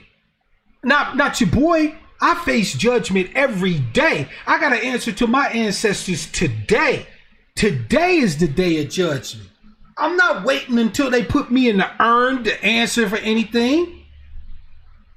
How else am I supposed to know that I'm walking the right path if I don't stand for judgment today? Y'all better get y'all's theology right. If your theology ain't leading you to advocacy for your people and stand up and be fearless, your theology needs to be thrown in the trash. If the God you claim you following ain't putting you right in the clutches of your family and making you a weapon, what the hell do you need that God for? That's not a God I can follow anyway. I'm going to take one more call. Brother Black Man, go ahead and call in, fam. I'm only answering your call. So from 903 or wherever you call. I don't know if you're at the shop or whatever. But give me a call, Brother Black Man, because I know you want to call in. Because I'm going to start to wrap this up. Brother Black Man, is this you? Nah, this is John and Essence, man. How's it going, bro? It's going good, fam. But Brother Black Man been waiting hella patient. I know you've been trying to call in too, man. I see the calls. You know what? Yeah. If you can keep it brief, fam, go ahead and drop what you want to drop, because you've been patient too, and I want to hear what you got to say. So go ahead if you can keep it. Bro, I want to say this, bro. I needed this energy right here, bro. I needed this energy, man. I was on some shit to where I was like, I'm breaking up with my girl because she even talked about voting for Biden because she was scared that Trump was going to stay in office. So I'm breaking up with her. It's a wrap. I ain't mad at you, fam. I'm not mad at you. Yeah, I feel like at this point, man, since I got to make it brief, I was going to say, yo, we need to just take accountability.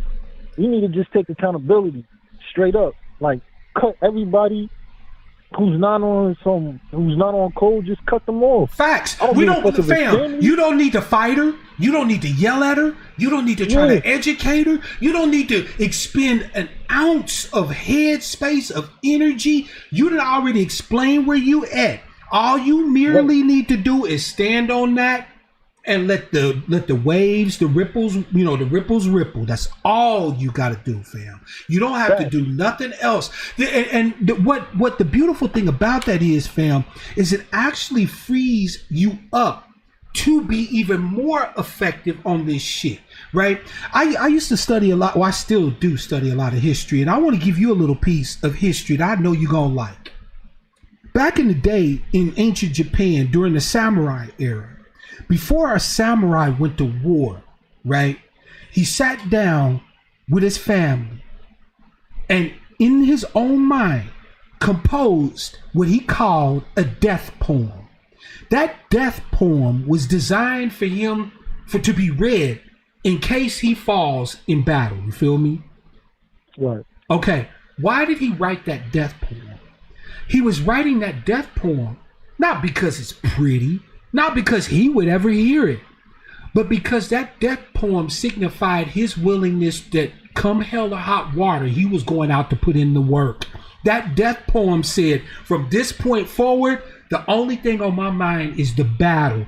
And either I'm coming back or they're going to read my last words when they bury me. But either way, it's time to fight. Fam, write your death poem. Believe it or not, I actually, when I studied this, I wrote a death poem. My death poem is short, and I know it by heart. This is my death poem for posterity. At the moment of my death, this question I will ask. Is it possible to hold my breath and it forever last? That's Mark Black's death poem right there. I'm ready to go. Whatever this country think it's going to do to me in pursuit of justice, freedom, liberation, resources for my family, have it at house, because I've already signed up and ready to go. Only thing you can do at this point is give me what I'm due or kill me. Facts. That's the attitude that we all need to adopt. That's the attitude that we all need to adopt, straight up. Like, it's getting to the point now to where I'm saying fuck the petty differences that I have with my baby mother. I need to make sure that I'm in the household raising my daughter so she's not out here like sheep scared of what the media is saying. You feel me? I need for her to be armed with all the game that she can be armed with, so she's not out here making choices with knuckleheads that don't have nothing to offer. Absolutely, fam. Like, when it comes to your seed, what love got to do with it? If you can find a way to be around your kid's mom and she's not just a complete, monster, make that shit crack. Why not? Bro. I have no choice but to. I have no choice but to at this point, man. Like this election right here, just hearing everybody talking before the election, bragging about how they voted early and talking about we just got to get Trump out of office, but can't even articulate what Biden's plans is for us as Black Americans specifically. It gotta stop. It gotta stop. That shit's over with. That day's done. Like, Fiddler is dead, fam. I'm not doing no more fucking Fiddlers. I'm cool. You know what I'm saying? If you want to sit over there and fiddle while Rome burns, you go right ahead. I'm cool. Right. And when I was talking about self-accountability, man, like, I don't know if this is going to ruffle feathers, and you might even disagree with me. And it's fine, because this right here, like you said, it's therapy, man. It's therapy. Absolutely, fam. Tariq Nasheed said, I was following behind Tariq Nasheed. Yeah, go ahead, you know fam. What I mean? And he followed behind Dr. Pez Wilson. I should have voted. The campaign behind that was, no tangibles, no vote. Right. And I was with that 100%. But we all got to keep it a buck. Everybody who was voting for the Green Party, or they wasn't voting at all, we all was hoping that the Republicans took it. Not because we like them, not because we fuck with Trump. Yep. It was more so we didn't fuck with the Democrats. Exactly. And we wanted to let them know, all right, you're not bringing no tangibles to the table. You're not bringing nothing to the table. Then you can win this election without it. You know what? Because, see, I'm going to tell you, Trump made the whole nation in the niggas. That's real talk. That's what the liberals and everybody's really mad about, is that Trump made everybody in America feel like a nigga. And now they got their white status back with Biden. You feel me? Right. Now they back on top. Now they can go eat brunch and be comfortable with the sounds of black degradation and death in the background for music. Nah, fuck that. I said this when Hillary Clinton was going against Trump. Hillary Clinton represents the strongest form of white supremacy, while Trump represents the weakest form of white supremacy. Yep. And I say that because Hillary Clinton, like you said with Biden, has that smile. white supremacy at its finest is deception. Absolutely. It's deception. That's at its finest. That's at its strongest point is deception. Absolutely. He gives you the whole deal. He exposes everything. He's gonna give you the real. Yep. There's nothing to hide with him. But with Biden, a politician, he's gonna smile and fuck us over, and we gonna dance. That's the thing that pisses me off the most. You got people, black people, celebrating around you, thinking that we won something, when in all reality we took an L. We took an L. I'm gonna tell you something though, fam. When that L comes, somebody gotta hold that motherfucker, and there's a lot of folk out here who gonna end up holding it. When they end up with no jobs, when they end up with cuts to their programs and shit like that, when they end up with even more incarceration while white folks get treatment and this, that, and the third, when they end up living in tent cities and this, that, and the third, they the ones that's gonna be holding that L. And when they come crying to you, fam, you're going to have to be on some real cold shit. You're going to be like, hey, when we was out here fighting against this, where was you? And they're going to be like, well, you know, blah, blah, blah, blah. But you'd be like, well, you know what, fam? I'm sorry, man. You stuck off in this. Good luck, though. You got to. That's how it got to be. That's how it's got to be. Cause and effect. I'm not going to protect grown-ass people from the consequences of their own choices. I can't do it no more. That's how it got to be. That's how it got to be. And that's the thing, man. It's just, I've talked about Tariq Nasheed, the whole thing with ADOS as well. And I'm not talking about you, because I know I feel you, fam. ADOS. You rap ADOS, but you did say you was independent of what, you know what I mean? And again, that's out of love for Yvette and Tone. I know that I be on some different shit. And rather than them having the answer for anything that people want to ascribe to me, I would rather just be me. You know what I'm saying? But I support them 100%. I respect them. They gave me the key to unlock the door with Lineage. I will never diss them. I will never shit on them. I will never abandon them. But I got to ride. So, I got to ride my own way, in a lot of things. You know what I'm saying? I feel you on that. I feel you on that. And you know what? You ain't got to comment on this. But I will say this. This is all about, I call just so I could have everybody take accountability. Like I said, I'll take accountability for not voting against the Democrats. I'll take accountability for that. I'll take accountability. I feel like Tariq Nasheed should take accountability for telling people not to vote, because at the end of the day, Democrats got it right now. Yeah. Like I said, we took a major L right now. We took a major L. We gonna feel it more than ever, because it's not just the white supremacists we got to go through. We got to go through the immigrants. We got to go through the Asians. We got to go through the Hispanic community. We got to fight against all of them. It's some bullshit. Now, as far as the ADOS goes, I understand that down ballot Democrat thing. I understand it, but at the same time, there's a lot of black folks out there. Let's face it, a lot of black folks out there ain't the brightest tool in the box. So when they hear Democratic down ballot, given our history with the Democrats and how married we are to them or how loyal we are to them, of course they're gonna vote Democrat. I agree. They're gonna vote Democrat. You feel me? And I feel like that right there was part of the problem. Instead of saying down ballot Democrat vote, how about down ballot vote period? Yeah. Whether it's Republicans or whether it's Democrats. Absolutely. Absolutely. And you know what? And here's the thing. If Antonio and Yvette are anything like I believe they are, you know what I'm saying?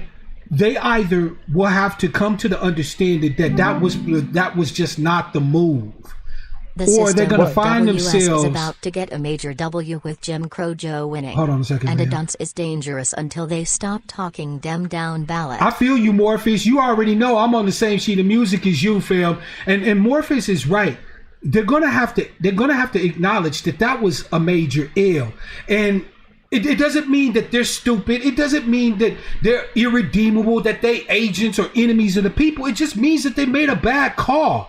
If they be accountable with it and say, you know what, let us work on a different strategy moving forward, they can regain all the ground they lost and then some. So I have no doubt that that's something that could be fixed. You see what I'm saying? And that's why while I can't co-sign that dim down ballot shit, I'm not gonna shade them or disrespect them or any way like that because I don't believe that they was on some malicious shit. I think they just made a bad call with that one, and I think it's being held up actually with the results of this election. Had Trump won, one could argue at that point that voting Democratic down ballot, meaning that we made a few baby Democrats on the state and local level, but because we hit them high on the the top of the ticket or whatever, or wrote in ADOS or whatever the case may be, okay, you could then argue that that actually did have an effect on Joe Biden.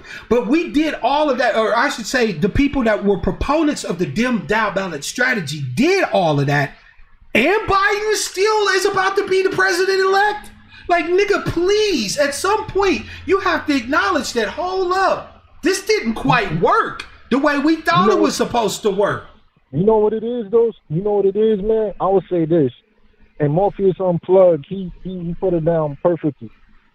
He said we can't do politics as far as black Americans without understanding white supremacy. If you don't understand white supremacy, you can't do politics. You know what? I'm gonna tell you.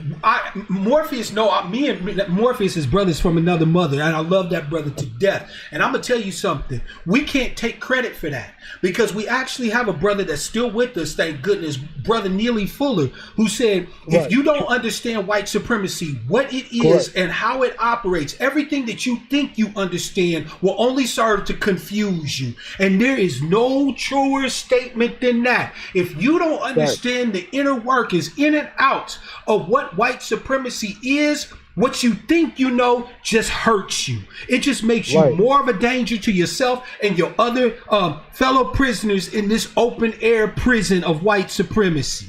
And we need to be understanding that more. Like, we need to understand not just how white supremacy operates in various fields, right? In politics or in economics. We need to understand it like a hydra. It operates in every area of human activity. We talk in education, entertainment, religion, the law system, sports, sex, war, everything. White supremacy has no problem with taking two sides of the same damn argument as long as it confuses Negroes.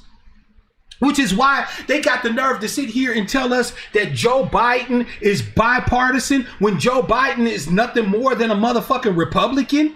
Like, you look at his whole damn record says he's a Republican, right? But they got the nerve to tell us that he's a Democrat, but he just operates bipartisan. Confusion. He's the other side of the same motherfucking coin. I sat there and I put it down as to why Joe Biden is worse than Trump. And you know what motherfuckers say to me? Well, Trump is worse. Trump is worse. I don't care. You know, Trump calling people names and he wanted to build a wall. If anything, that's helping us out. That's helping us out. And in all retrospect, that's helping us out. People have this notion that racism and prejudice is all about people being mean or saying bad words. No. Race is just a race to prosperity. That's all it is. I'm going to tell you something, fam. People fuck me up. They said here, Trump's a racist. Okay, we got to get Trump out. Oh, I think the brother dropped off. Brother Black Man, let me speak for just a second here, then I'm going to take your call, okay? So give me like 2 minutes, then I'll take your call. But I want you to keep it brief because we to drag this one out, and I know we needed it. This is our therapy today, right? But I want you to make sure you promise me you keep it brief. But let me speak for a couple of minutes, right? The thing is that we need to understand that there's a whole host of reasons why, at the end of the day, how we've been operating with each other can't continue to obtain, right? Sister Alma brought up the fact that Dr. Fuller talked about that unless we dealing with each other in a constructive fashion, we should not deal with each other at all. The reasoning behind that is because as victims of this open air prison under white supremacy, we have actually internalized anti-black hatred against each other. Like I said earlier in this broadcast, nothing would please most of us more than to turn around and start attacking each other for this air. Because that's exactly how white supremacy wants us to operate. They want us right now to go into internecine warfare, right? The warfare of brother against brother. You feel me? But when you understand that that's how white supremacy operates. CNN. MSNBC has convinced the average ninja that voting for Jim Crow Joe is effectively voting the racism away. They are in for a rude awakening. Facts. These people are about to have a rough 4 years, fam. We done already did this so-called post-racial shit under a president with melanin in his skin. I don't even think they're gonna pretend that it's gonna be post-racism 2.0 under Jim Crow Joe. And that's facts. That is facts. So fam, the thing is that we need to start understanding how this system operates as a hydra.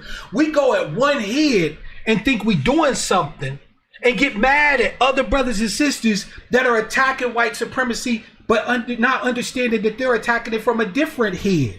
We sit here and argue with each other. Oh, well, you know, we this group and we doing this, and you either doing it the way we doing it, or you ain't working with the peoples and this, that, and the third. Bullshit. White supremacy is a nine-headed hydra that operates in every area of human activity. If you got a brother over here who's attacking it from the legal field, let his ass do that work. You got a sister over here who's changing our religious and spiritual understanding to bring a theology that liberates our people. Stop telling her that she a devil worshiper and she don't understand what she talking about. You better cleave to what she on. She fighting white supremacy in the area of religion. You feel me? We got to stop acting like the way or the battlefield that we choose and the Hydra head we swinging our sword at is the only Hydra head on this beast. It has 9 heads, and in order to kill it, we got to cut off all of them. And we can't cut them off one at a time. We got to cut all of them off at the same time, meaning you're going to have to let people do what they do. And you're going to have to back they play. You don't have to understand all the strategy and what they own and how they specifically doing it. Sometimes you don't need to know all the motherfucking details. All you need to know is that they fighting. That's real talk. Black man, go ahead and call in, fam. Thank y'all for letting me speak on that piece. Go ahead, fam, and call in. He's going to be my last caller, fam. Black man, you still with us, fam?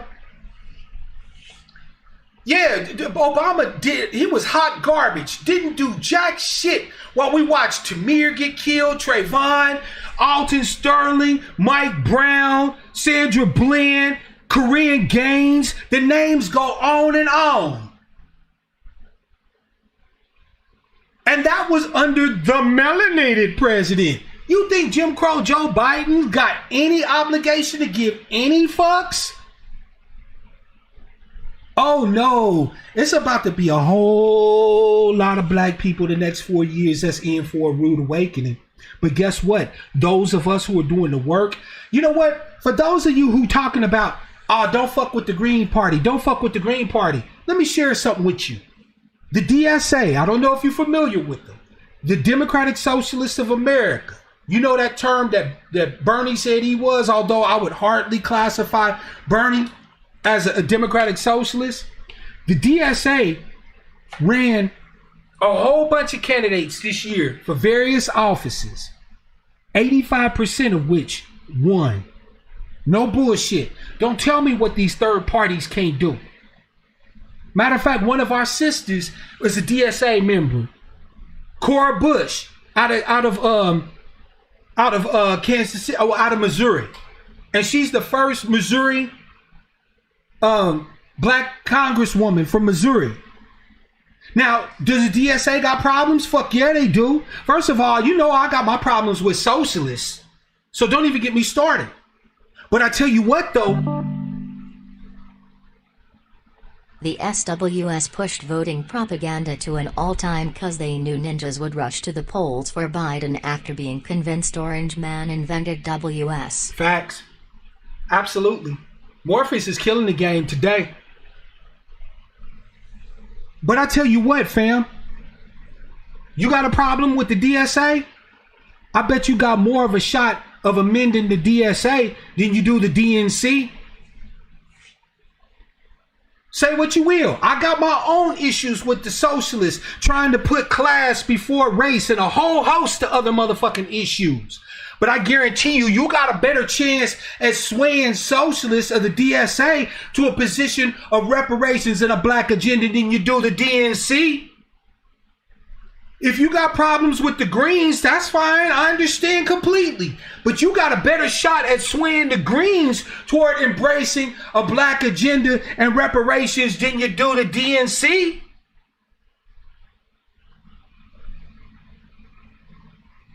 You got a whole host of other options.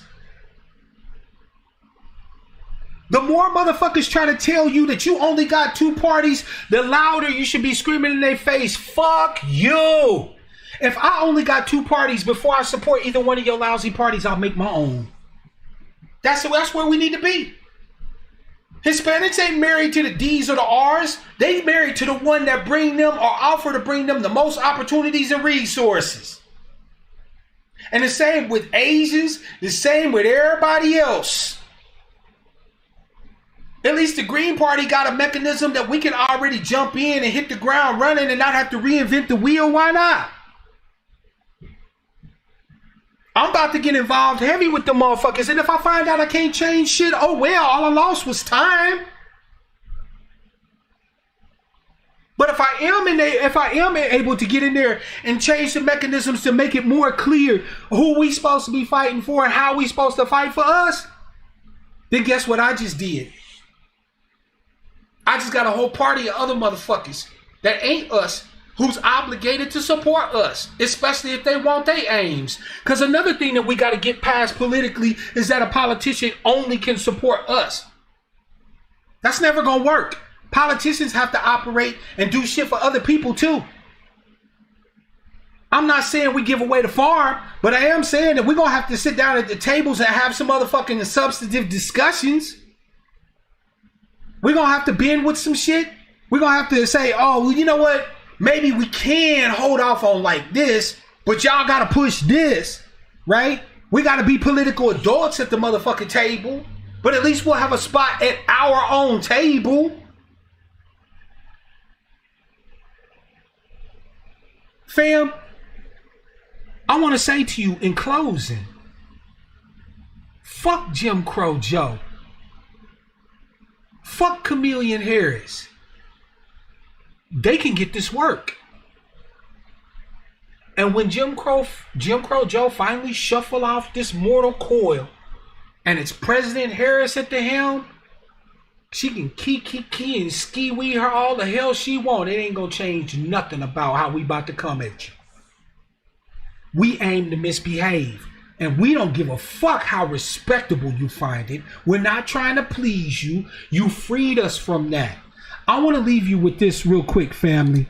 This was from one of our esteemed brothers, Langston Hughes. Let me read you this poem. Negroes, sweet and docile, meek, humble, and kind. Beware the day they change their minds. Wind in the cotton fields, gentle breeze. Beware the hour it uproots trees. Fam, up to now we've been talking. We done gave white supremacy and all the people that align with it an opportunity to get their act right. We just been talking. We've been protesting. We've been squawking at them. Don't you think it's time to change your mind? Don't you think it's time to be the wind that uproots trees? Those trees that bore the strange fruit of our motherfucking ancestors from them? I'm with it. I'm here for that. Oh, I'm here for all of that. How about you? That's right, let's go. Jim Crow Joe Biden ain't scaring shit over here. Thank you for showing us who the hell you are. All you did was galvanize me. And all you did was make it possible for me to be a backbone to galvanize my people. Thank you, Jim Crow Joe Biden. Thank you, Chameleon Harris. We'll see you on the battlefield. And with that, fam, I want to thank you all. I want to say to all of you, it's all right if you feel upset. It's all right if you feel betrayed. You were betrayed. But you know what? The cornerstone that was rejected is going to become the chief cornerstone in this motherfucker. We about to build an edifice to justice. We about to give birth to justice in this country. We are about to give birth to justice in this country. And we will go through Jim Crow Joe and his minions to do it. Buoyed by the strength of our ancestors, the rightness of our claim, a theology that tells us unequivocally that God is on our side and we shall not be moved until our enemies are our footstools. Fam, I love y'all. Thank y'all again. Keep your head up. Fuck this election. It's over with. Whoever's sitting there, they gonna get the same smoke, the same fire, the same shade, the same work. And anybody who ain't riding, you don't have to fight with them, fam. You don't have to argue with them, fam. Education time is done. It's consequence time now. It's cause and effect, baby. Cause and effect. Some of y'all say karma. It's karma time. You thought Jim Crow Joe was the savior? Let him save you then. You thought having Chameleon Harris meant that you had advocacy? Let's see what she has to say on your behalf then. Don't ask me for advocacy. Unless you coming to be a part of what I'm trying to do, don't ask me. I can't call it. Let me hold something, fam. Sorry. What'd you vote? You vote for Jim Crow Joe? For real? Yeah, fam. I'm sorry. My pocket's empty. Ask your president to help you out. I can't call it. Fam, I will see y'all Saturday. I love y'all. Thank y'all so much. Thanks to Morpheus and Adric and everybody that contributed via the super chat. I appreciate the love, fam. I don't promise you nothing except inspiration, education, and information. And if you can call it to help a brother eat sometime this month, go ahead and hit the super chat. There's a join button down on the bottom. If you want to become a supporting member of the channel, there's multiple levels. Go ahead and hit me up. Support my work. Everybody be safe. Have a great motherfucking rest of your week. Laugh in these bitches' faces. They're going to try to shame you. It's all good. Sorry, I said I wasn't going to say bitches because I love dogs. Laugh in these motherfuckers' faces because I don't love motherfuckers. Right? Laugh in their faces. Let them know that they just galvanized you. Every time they come at you, they're giving you rocket fuel. And until the next time I speak with you, family, as always, I want to wish you all love, peace, prosperity, and power. Real power to our people.